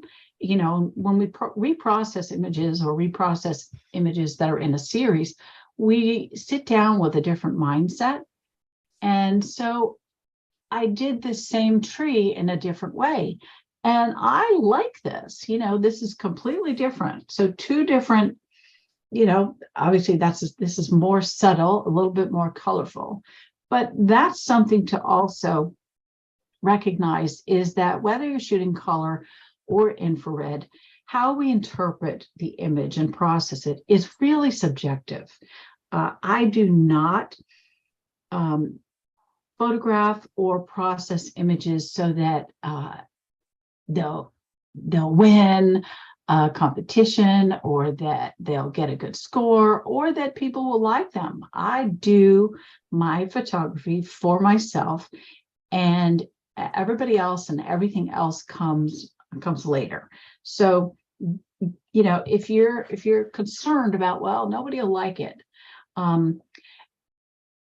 write down this phrase. So what? So what?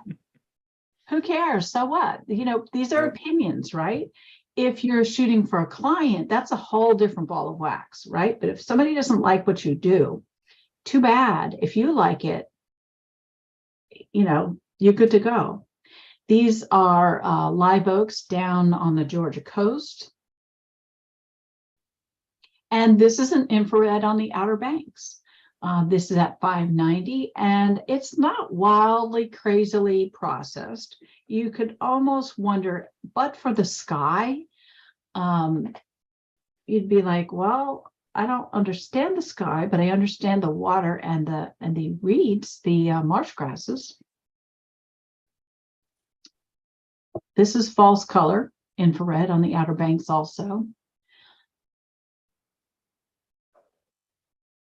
Probably 590 nanometers converted to black and white. And then this is the chrome filter. So this is the IR chrome. And what I was talking about in terms of getting a white balance off a neutral subject, I actually tried the road and it worked okay. But when I did it on the fence, it worked better. And so this is really just about straight out of camera. And I like this color far better than when I was experimenting and white balancing on green grass with the Canon RP. Had nothing to do with Canon. It had everything to do with what I chose to white balance on. This is in the Blue Ridge. These are two trees. These two trees are photographed by everyone. So how do you make a subject that is photographed by everyone look different? Well, infrared is one way, black and white interpretation, another. This is in Valley Cruces. This is down in Georgia. Now this is 850 nanometers. So this is the black and white down in Georgia. Same here. This is Darien, 850. And I use creative techniques. So I use ICM or motion blurs, whatever you want to call it. And so this is the false color interpretation on the top and the black and white on the bottom. So you're not limited. This is from Old Car City down in White, Georgia. And, you know, I can't tell you that I could repeat this the way I process this image. I mean, I could eventually, but this was just one of those going with the flow. Once I'm into the false color phase of processing, I'm going with the flow and I'm just kind of playing. And I think that's important. What I can tell you is that this looks absolutely wonderful printed on metal. I'm looking at it to my side. These are some other cars down in Old Car City. So this is a false color version. And here's the black and white. I like the black and white better. Sometimes I like the false color. Other times the black and white is the version that I like, but I process for all of them. Here's 850 nanometers with a dahlia. And then I sprayed some water on it and added a macro adapter and did this. So this is what kind of sort of pushed me into looking at doing more of this kind of stuff. Long exposures, that's another one of my favorite ways of shooting. And so can you do long exposures in infrared? Absolutely. You just need to know that there's a difference between a 10-stop ND filter for color and that same 10-stop ND in infrared. 10 with a lot of filters becomes 7. You have to test that out. But so I've named a couple of filters that 10 is 10. So Kalari Vision has ND filters that are what they say they are, whether you shoot in color or infrared, and Breakthrough photography filters are the same way. So if you're not sure of if you have an infrared camera, if your ND filters, if a 10 stays 10, test it out and you'll see. And if you don't want to buy another filter and you're happy with, say, 7, then you just expose for 7 stops instead of 10, and you'd be much happier. And again, look for those opportunities that abound: clouds, water, trees, graphic stuff.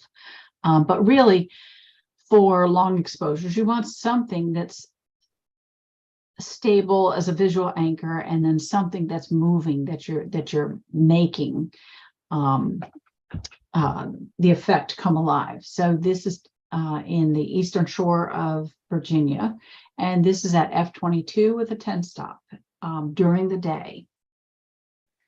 We got a couple questions. Maybe I'll Okay. break in here.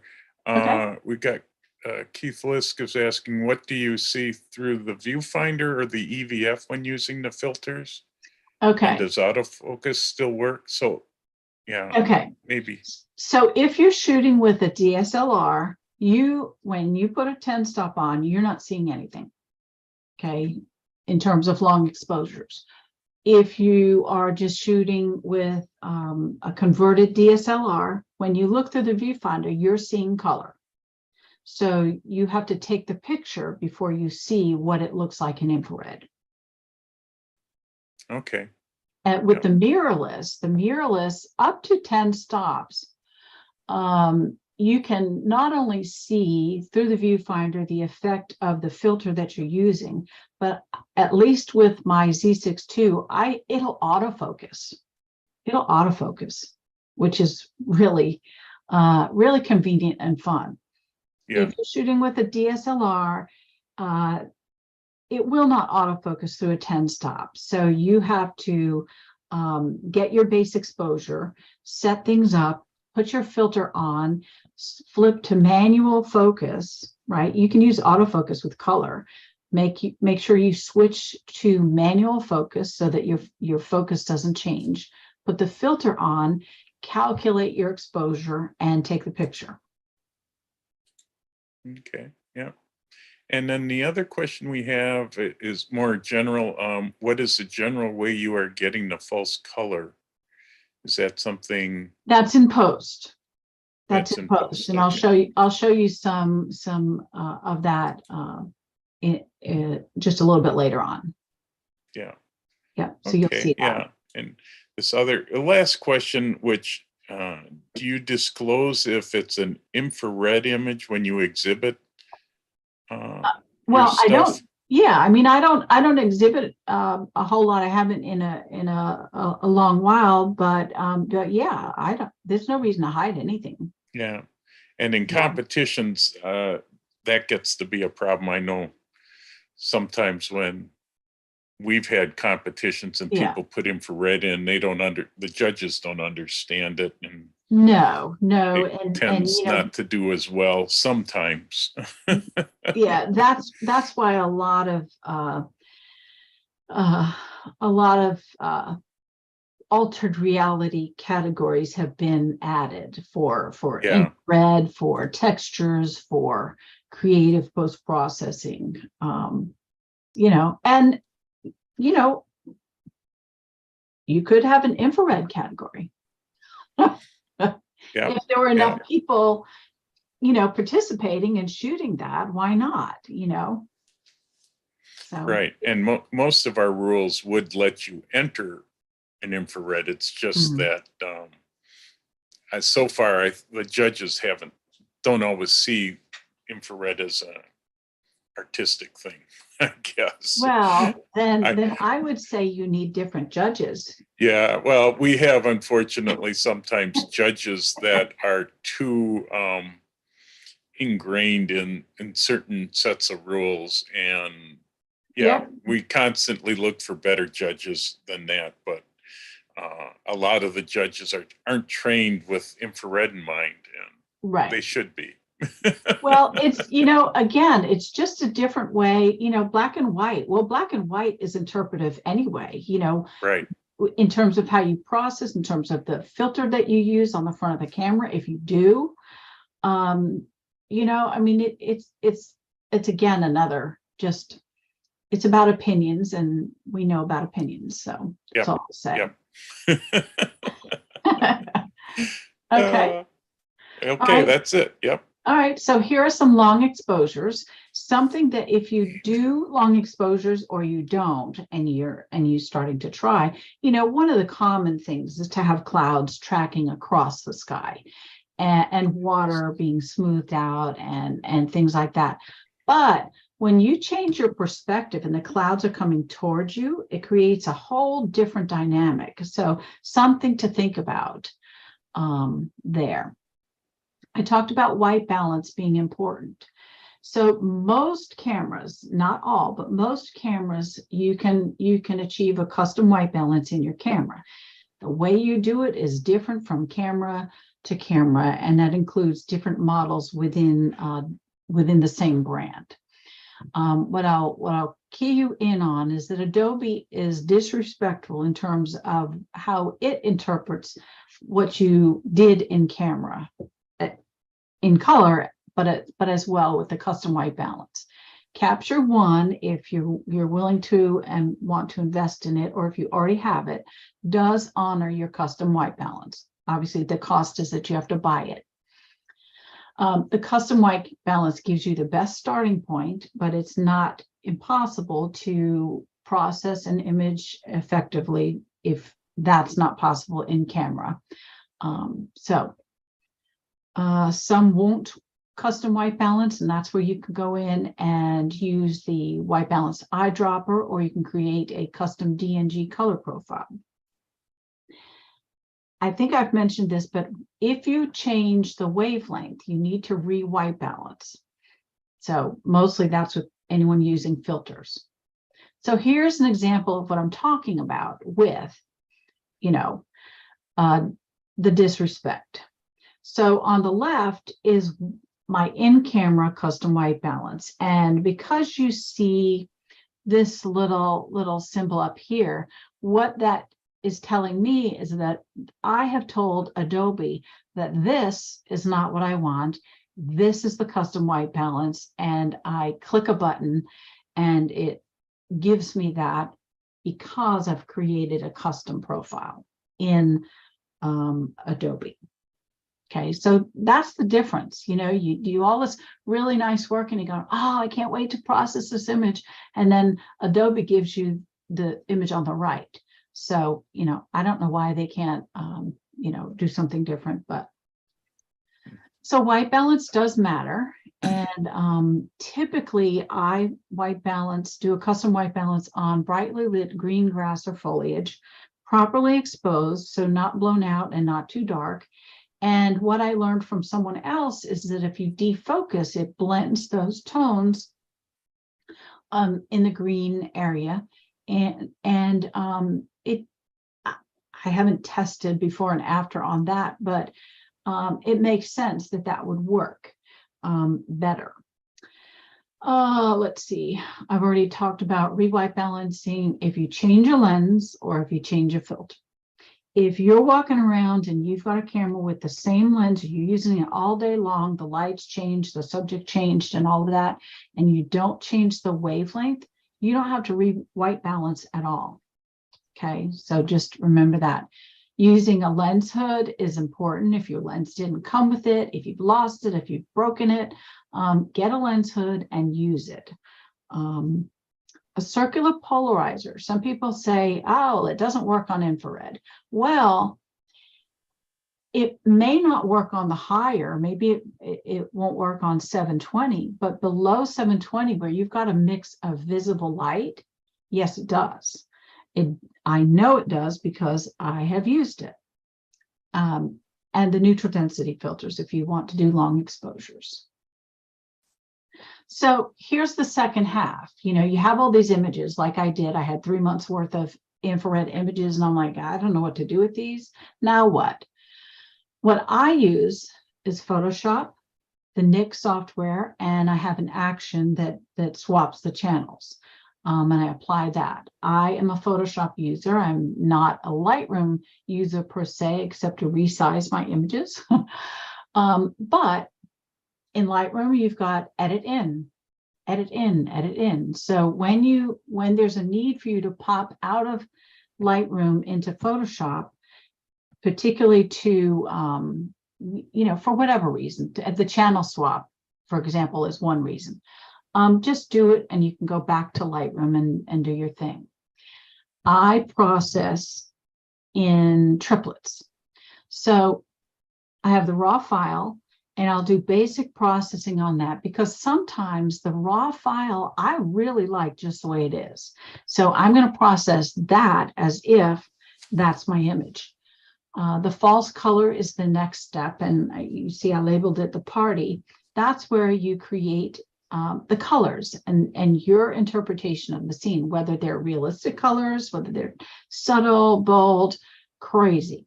That's the party. I save that. And then I process the black and white. So I don't go from the raw file to the black and white just because I like black and white and that's what I see the image. If I'm shooting at, you know, lower wavelengths, even 720, I will do that middle step of the false color, regardless of how subtle it is, because it does make a difference. And I'm going to show you that.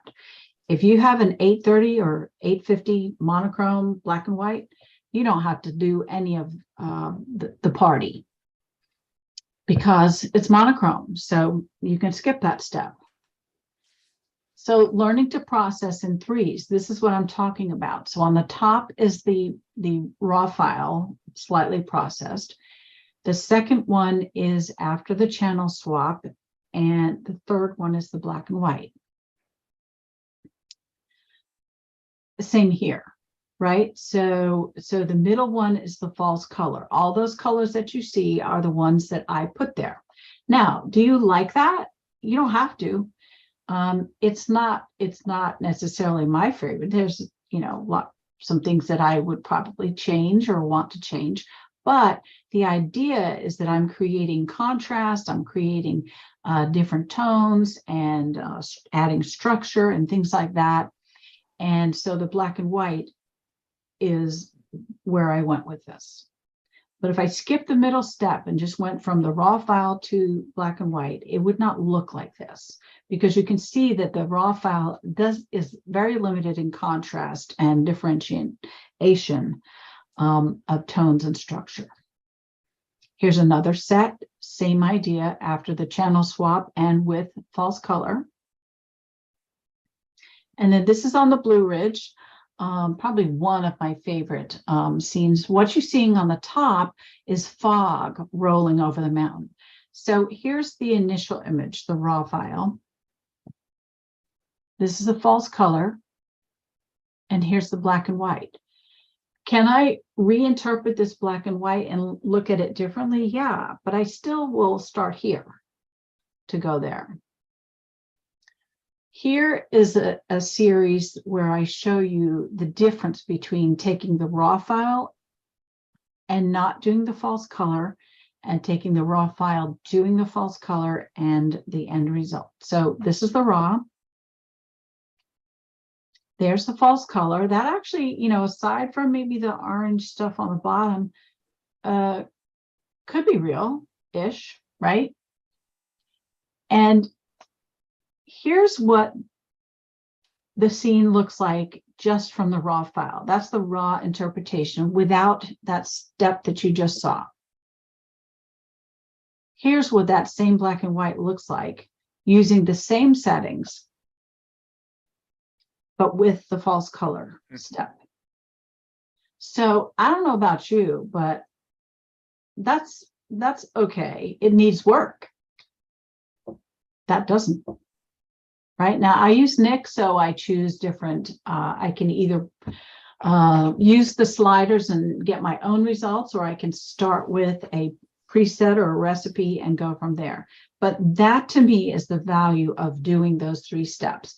And initially it might take you a while to learn, but once you get it, it's pretty easy.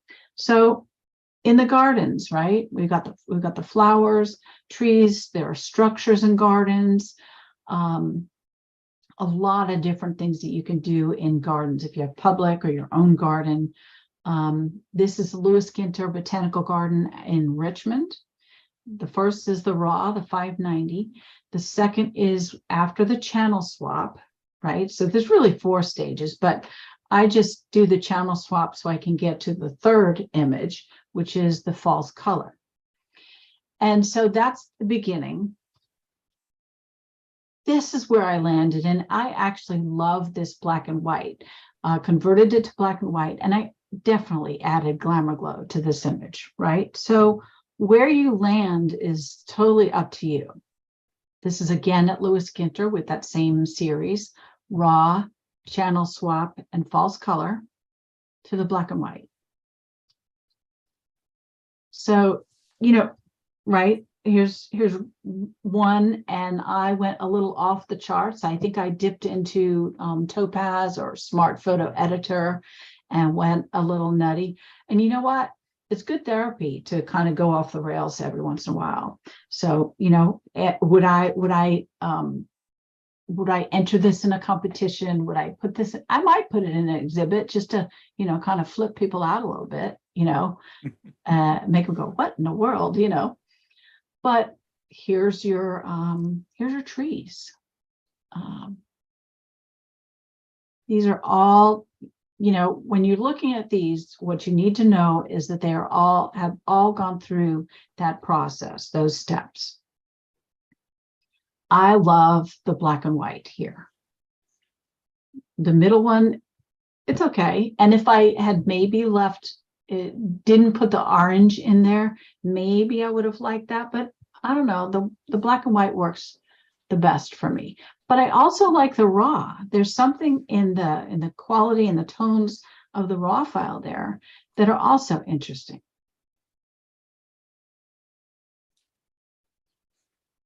So I'm just kind of, you know, giving you examples of different ways to interpret.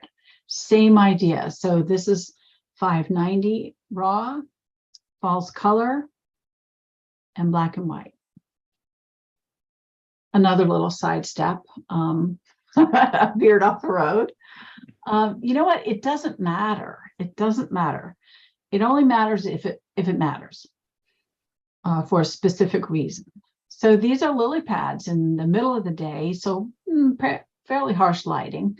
Color was definitely not working. So that's the channel swap. And there you go. This looks kind of real-ish, right? Sort of, kind of, maybe natural, but not. I love the old barns, the rural landscape. And so using the technique of framing and also using, I think in Nick, the Silver Effects, this is like the antique or yellowed preset. And so it works sometimes. These are just examples of different subjects done differently. 590 nanometer there. 590 here. This was early in my infrared experience. And I would probably go back and change the purple in the sky, right? When you're first starting anything, you kind of go a little crazy sometimes and you're not tuned into everything. And I wasn't, but I really like this black and white. And I love that I photographed this tree in a cemetery down in Charleston, because this tree no longer looks like this. It's missing a limb, and it'll never be the same. But when I would go to the cemetery, I would say, I need to go to my tree, right? They're my trees that I share, but it's my tree. And I'm sad that it doesn't look like this, but I get to do it in a different way. West Virginia, railways are good, graphic elements. Down in Florida. So I'm looking at this tree and I'm loving the bones of the tree. And so I photograph it, and this, I believe, it's still 590 because this is early in my shooting. And it doesn't look great, right? This is the beginning, but I know that the bones and the curves of the trees and the contrast will turn into something not too shabby, right? So when you're looking on the back of your LCD and you're looking at this, you've got to keep in mind that the other half of the infrared shooting is the processing, and that's where you do your cropping, do your processing, and you know, make things come to life. So seeing potential is important. Opening your mind, that's the you know, cracking open the shell. So this is a scene using my D90 in the Smokies down a trail. I'm leading a group, and And everybody is like, oh my God, these are pink lady slippers, right? And so everybody's going in on the ones, the twos, the little clumps. And when they were all done and they were meandering down the trail a little further, I said, I'm just going to take a shot.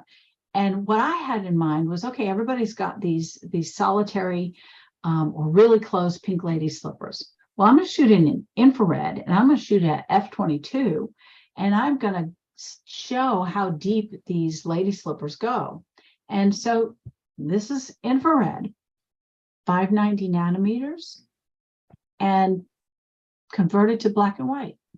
So that's where the same subjects, when you're photographing in infrared, and I shoot them in color and infrared a lot. So I'll have my tripod set up and I'll shoot both at the same focal length, same settings, etc. Apalachicola. So here, what I've done is I've processed for the false color, went in and did the black and white, and then brought back out with blending some of the color. So where you want to go is up to you. I kind of like this festive, canal log and the foliage. This looks like gold, and it's just greenery. I don't even know what it's called, but it's on the top of a swamp. It's sitting in a swamp. Everybody else walked by. I thought, oh, I know what I can do with this, right? I can turn this sludgy, green, yucky stuff that nobody finds interesting into gold. This is Okokook Light, 720 nanometers. So you see 720 is a bit more subtle. That is why it's the standard conversion, because it's sitting kind of in the middle. I always felt that 720 was a fence sitter, but I am growing to appreciate it just as much as my other wavelengths. Oh, so this here, so this is infrared. This is probably 590 or 665, and you've got this blank sky. So this would be an image that when I photograph it, I would say, this is ripe for a texture, right? A different way of interpreting, because the blank white sky isn't really helping anything. And a texture with maybe an antique look would make this image work better. So you got to think beyond the pure. This is subtle for me. But it works. The other thing is you'll notice the clouds. What I typically do is use, Viveza, and I add structure to the clouds and desaturate. A lot of times desaturate, and it just seems to work a little bit better. Sometimes, this is desaturated. This is not what the clouds looked like completely. So it's another thing that you can try. And so that is what I have. The parting comment, I guess, is that with infrared, you never know exactly what you're going to see, how it's going to look in infrared. But if you do it enough, you can imagine, and you can also sort of have ideas on how you'll process it. If you photograph only one wavelength, then you get really good at anticipating what point A will look like and where you can go to in point B or C or D. This is a farm in the Blue Ridge also, and I have permission to walk all over the property, so that's always fun. Ask permission, establish relationships, right? I love barns, but I'm going to ask somebody if I can go on it, and especially if I'm bringing a workshop group, I'm going to make sure that I ask permission. I tell them when I'm coming, and I remove wires in the image, and I make a print, and I give them a print that they would not have. So that's sort of an aside, but this is one of the prints that I gave the owners of this farm. And you never know what. Well, I'd never seen the cows so close up to the fence, and I come with a group, and I'm going, oh crap, when are the cows going to go back in the fields where I never see them? And so we left, did some other things, came back, and the cows were gone, and a few donkeys also. But you just never know. And so I just want to say thank you for coming. Thank you for inviting me to share. I appreciate that. And here are some links that you might find helpful. You probably know where to find me website-wise. I am an affiliate for Kalari Vision. If you have any questions, first of all, their website has tons of information if you want to learn more and really dig in. But if you have questions for me, just email me. And then if you want to learn more about different things that people are doing with their infrared images, this group right here on Facebook, I'm an admin. And so you have to answer 3 simple questions to get in. Ask permission. I will let you in. But the value of that, if you're on Facebook, is that one of the rules is that every person who makes a post needs to include the wavelength. You don't have to include, like what you did or anything like that, but the wavelength needs to be included, because then, at least on a visual level, people learn, oh, wow, I kind of like that. I might not like everything that Jamie showed because she's a little out there, with her color or whatever, but I like that there's this possibility. So it just gives you a lot of room to explore possibilities. So that's all I have. And I can unshare my screen, take a screenshot, or Jeff can forward this information to you. But yeah, anytime you have questions in general or specific, just reach out. Okay. Sure. I'm here to help. Could I Great. ask a question? Sure. Sure. Go ahead. When you said that you can talked about how you can specify the different wavelengths with the filters. Mhm. Is there any tendency towards treating these infrared images like people are, for example, are doing with focus stacking, Right. where you take the camera, put the filter on, and use different filters, and then put part of the image in this wavelength and part of the image in that wavelength, or even taking multiple images? Yeah, I mean, you would have to take multiple images with the idea of mixing wavelengths. And there's no reason why you couldn't do that. In the same way that I haven't tried it, but I can't imagine that you couldn't focus stack. You're on a tripod and you choose your filter and get everything correct before you start stacking, and just use whatever technique you use and do it. Is there a lot of that? I don't even know what to call it. Wavelength stacking, I guess would be a name going on. I've not seen people within a single image. Like, I wouldn't stack filters.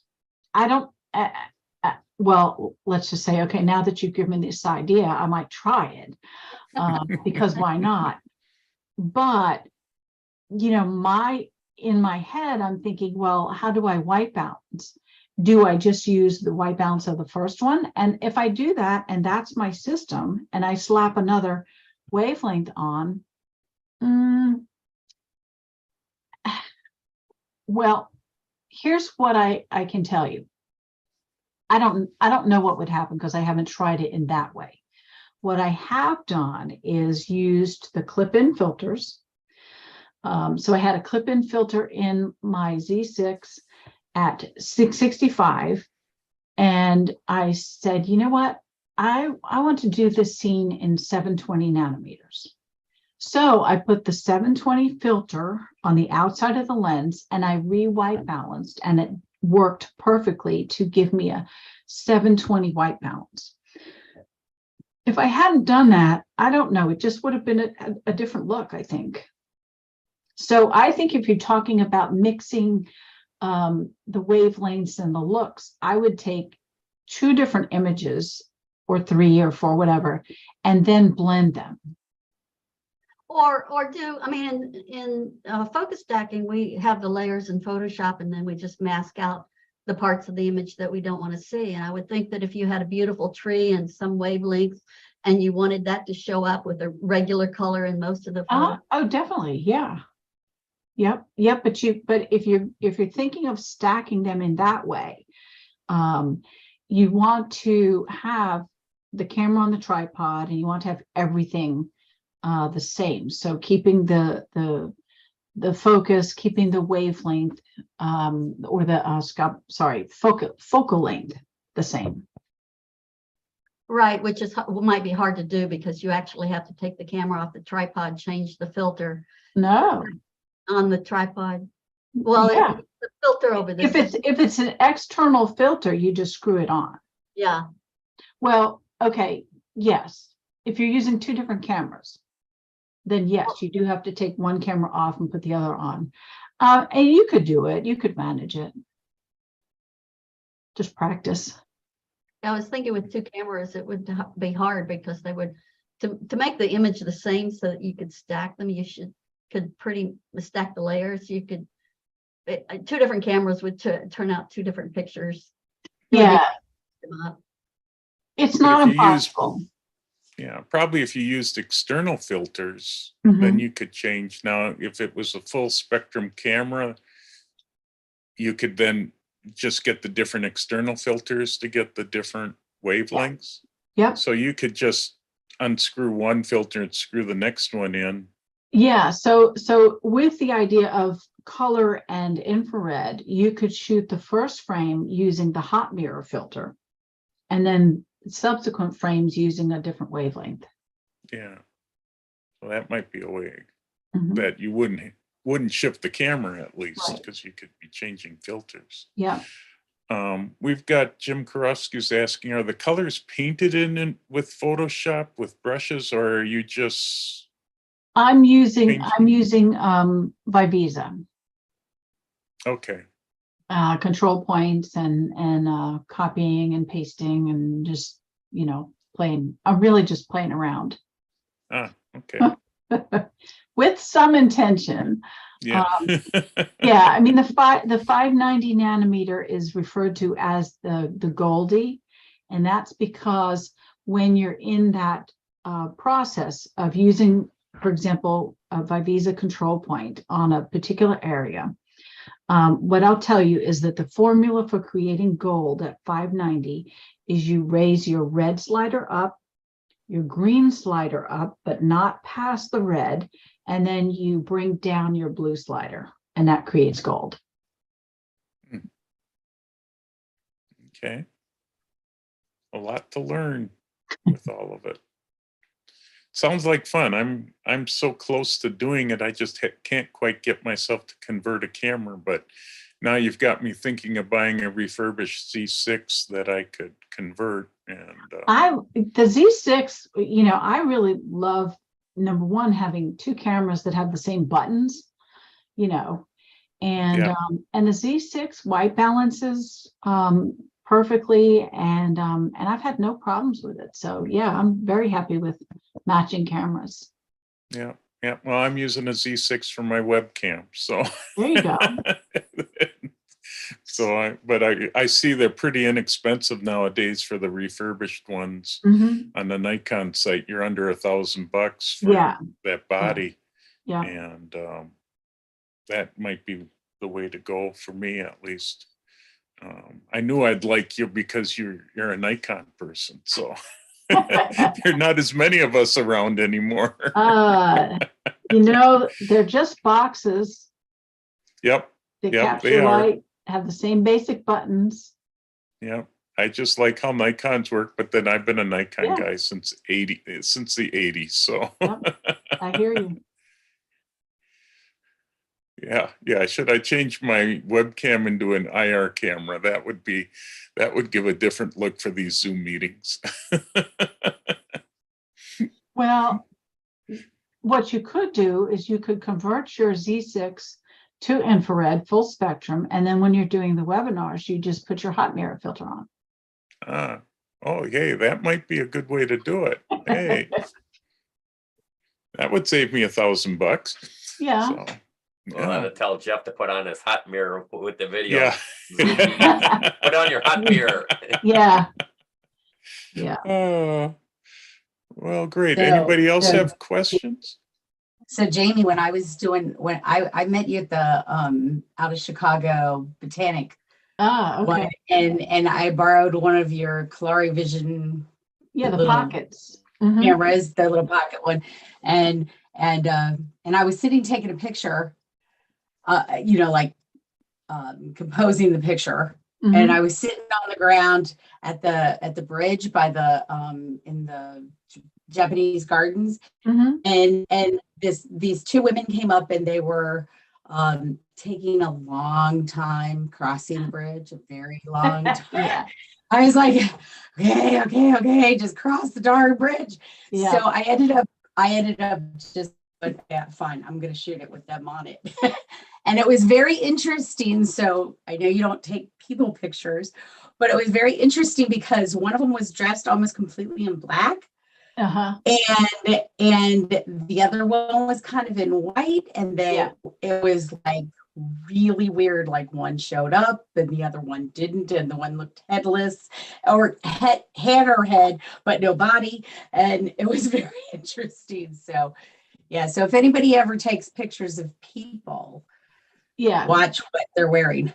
Yeah, well, yeah, and I'll give you a heads up. So dyed hair and tattoos come out different. But also, if you're photographing someone on the beach and they have a black bathing suit, sometimes it becomes very sheer. Depends on the fabric. Interesting. Yeah.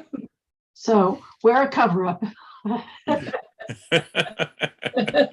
Yeah, look out if you're photographing on the beach, huh? Liz. You might be Well, surprised. great. Yeah. Well, thank you, Jamie. This has been great. A lot of good information. We had probably one of our highest number of people watching today. I know I get kidded because I keep bringing people on for infrared, but I'm going to switch one of these days or add it to my system. Yeah. And yours with your trees and that, I love trees. So that really, the look, I really like. So I'll probably be making that choice soon. But Great. Thank you, was a Jamie. fantastic- Excellent. Thanks for having me. It was a fantastic Thank you. presentation. Thank you so Thank much. you. Thank you.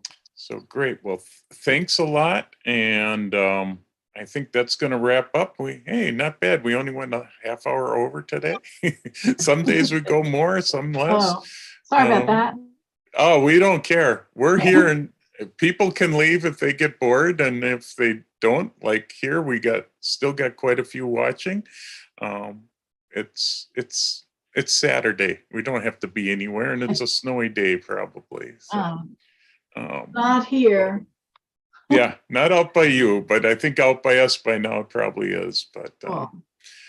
great. Well, thank you very much.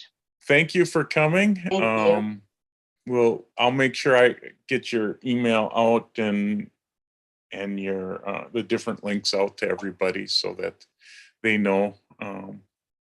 But we appreciate you coming. It's been very interesting and enlightening. My pleasure. For me. Thank you. So Very interesting topic and presentation. I just love it. Appreciate it very much. yeah, I knew you'd have some interesting stuff. So great. Cool. Well, All right. Y'all have a good day. Yeah, you too. Thank you. Bye. And thanks everybody for coming on this Thanks, nice Jeff. Saturday. And we'll see you next month with Jim Kopnick and aviation photography. So should see a lot of nice airplane pictures and how Thank to you. shoot them. Thanks. So great. We'll see everybody next month. Thank you. Bye-bye. Thanks, bye. So Jeff, we gotta put a night together to get together for the chapter site?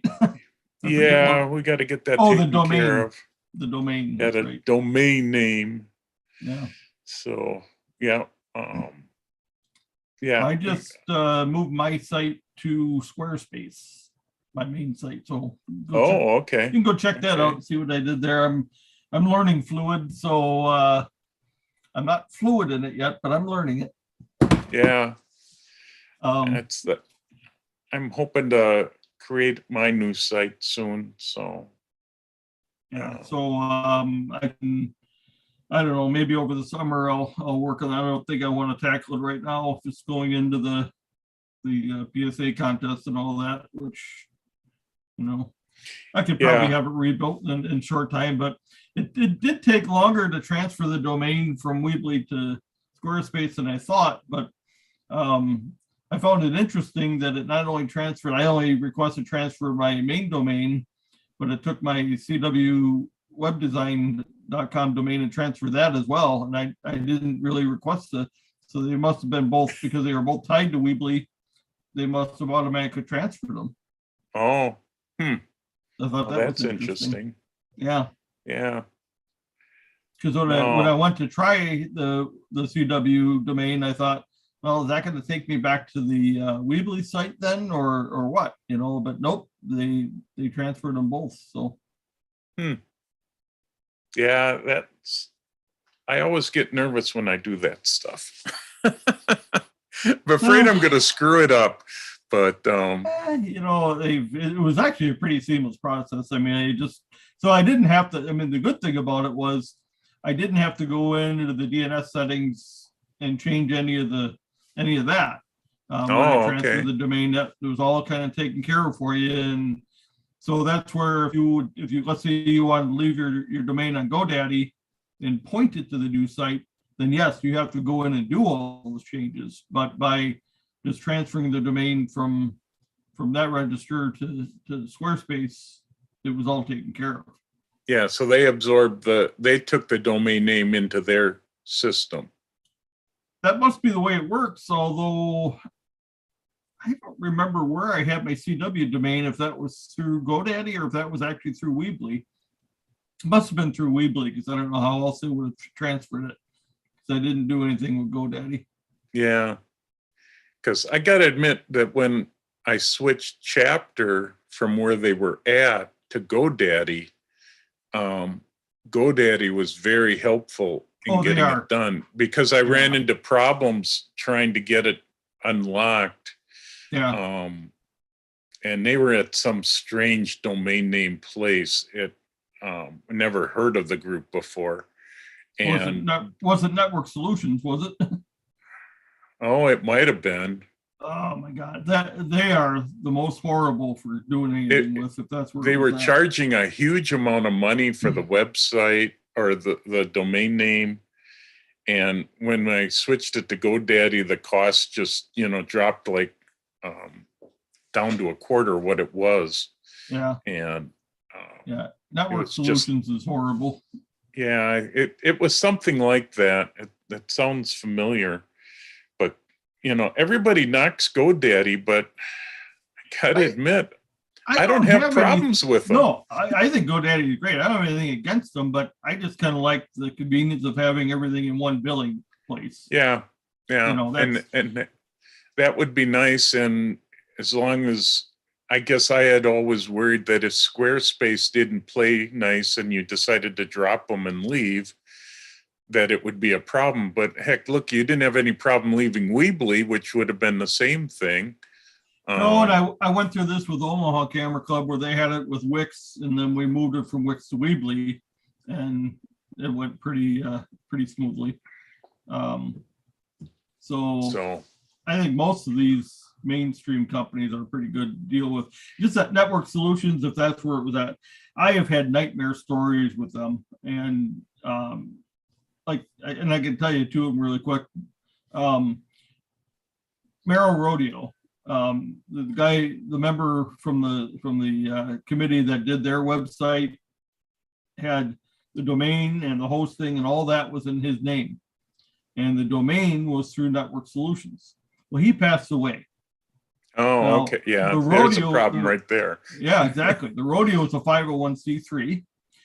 So they tried to work with Network Solutions to say, look, this is our domain. Here's who had it. He was a committee member. He passed away. Here's a copy of his death certificate. They would not release that to the rodeo.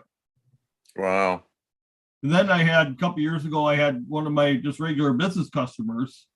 He's just got a small little remodeling business kind of thing. And he had the domain to them.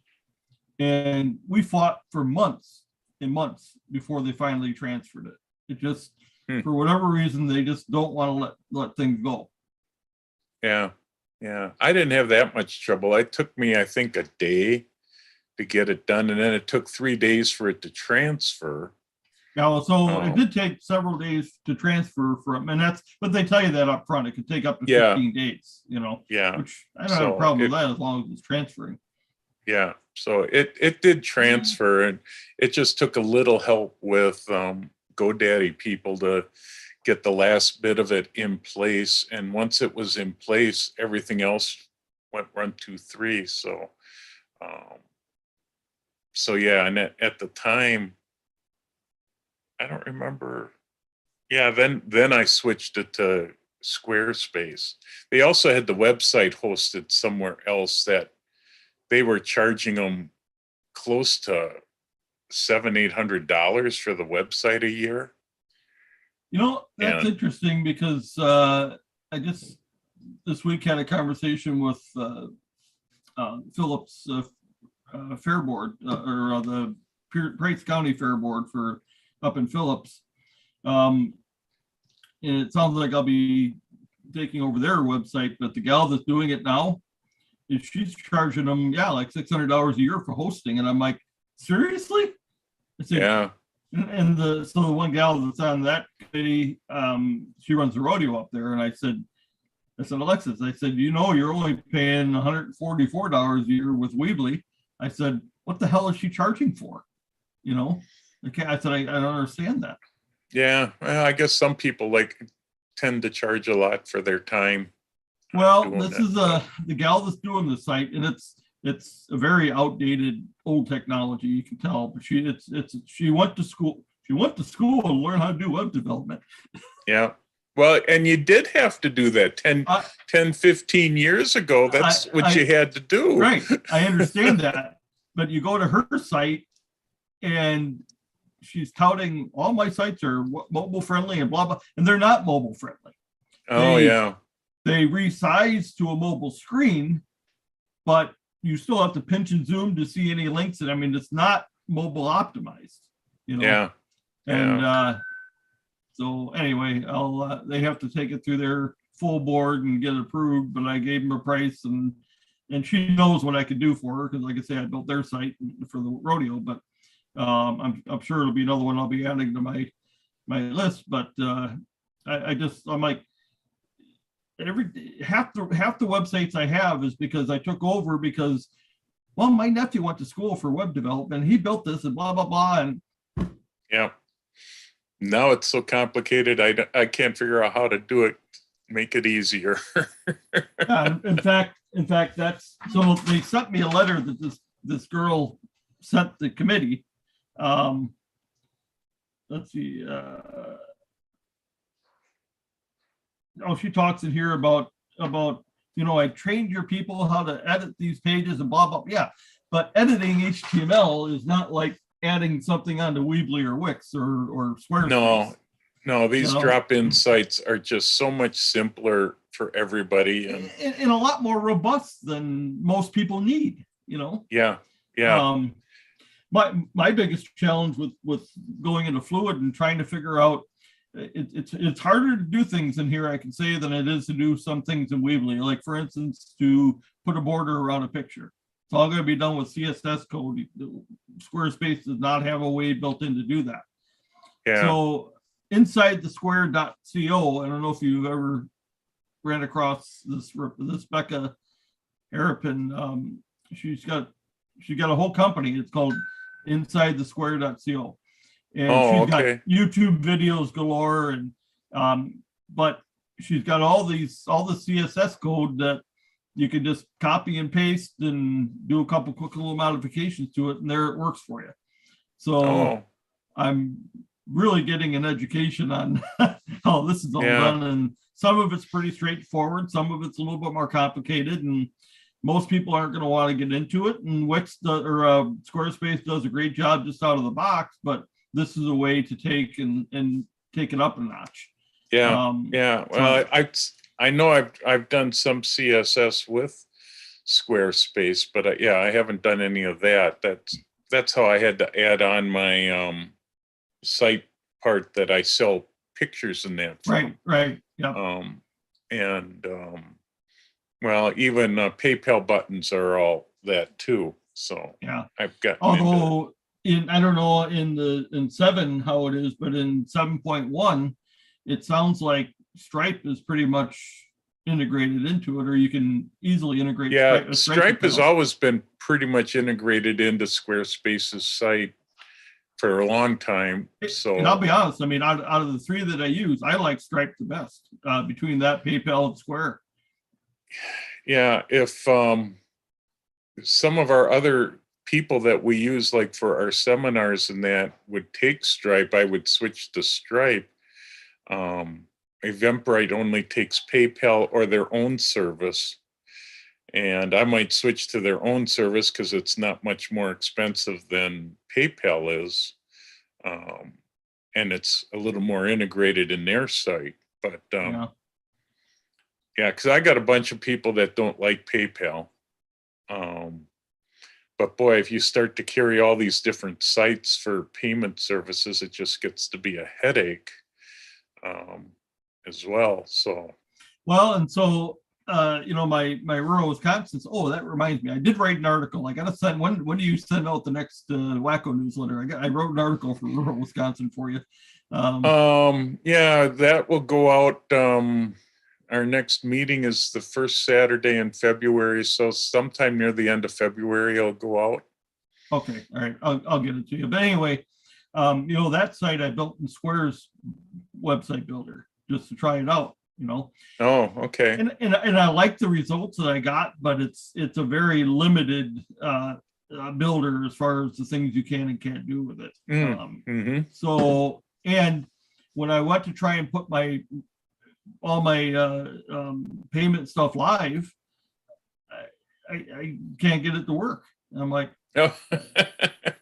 And isn't that what they're supposed to be? exactly, and of course, none of these places can you just call and get a person on the line anymore. Everything is done by chat and email. And so I thought, you know what, screw it. I'm going to put taking payments on hold, take, dues. That'll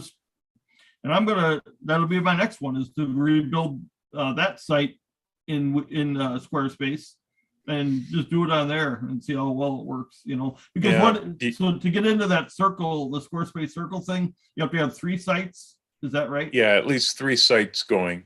Yeah. So I'll get that one moved over, and then I'll move my Junction City, Wisconsin site that I have, and that'll give me 3. And then, because then it opens up more discounts for you and stuff like that, or just more information? It opens up that you can take longer time for creating the website other than 2 weeks. Okay. Which can be handy especially for complicated sites. Like if I redo Wacko, actually I'm going to redo Menominee Falls first. I know that's going to take me more than 2 weeks. Yeah. And I think it gives you 6 months that you can actually do it on before you have to start paying for it and before you need to make it live. Well, and that was another question I kind of had as I was going through this, is that, Squarespace gives you that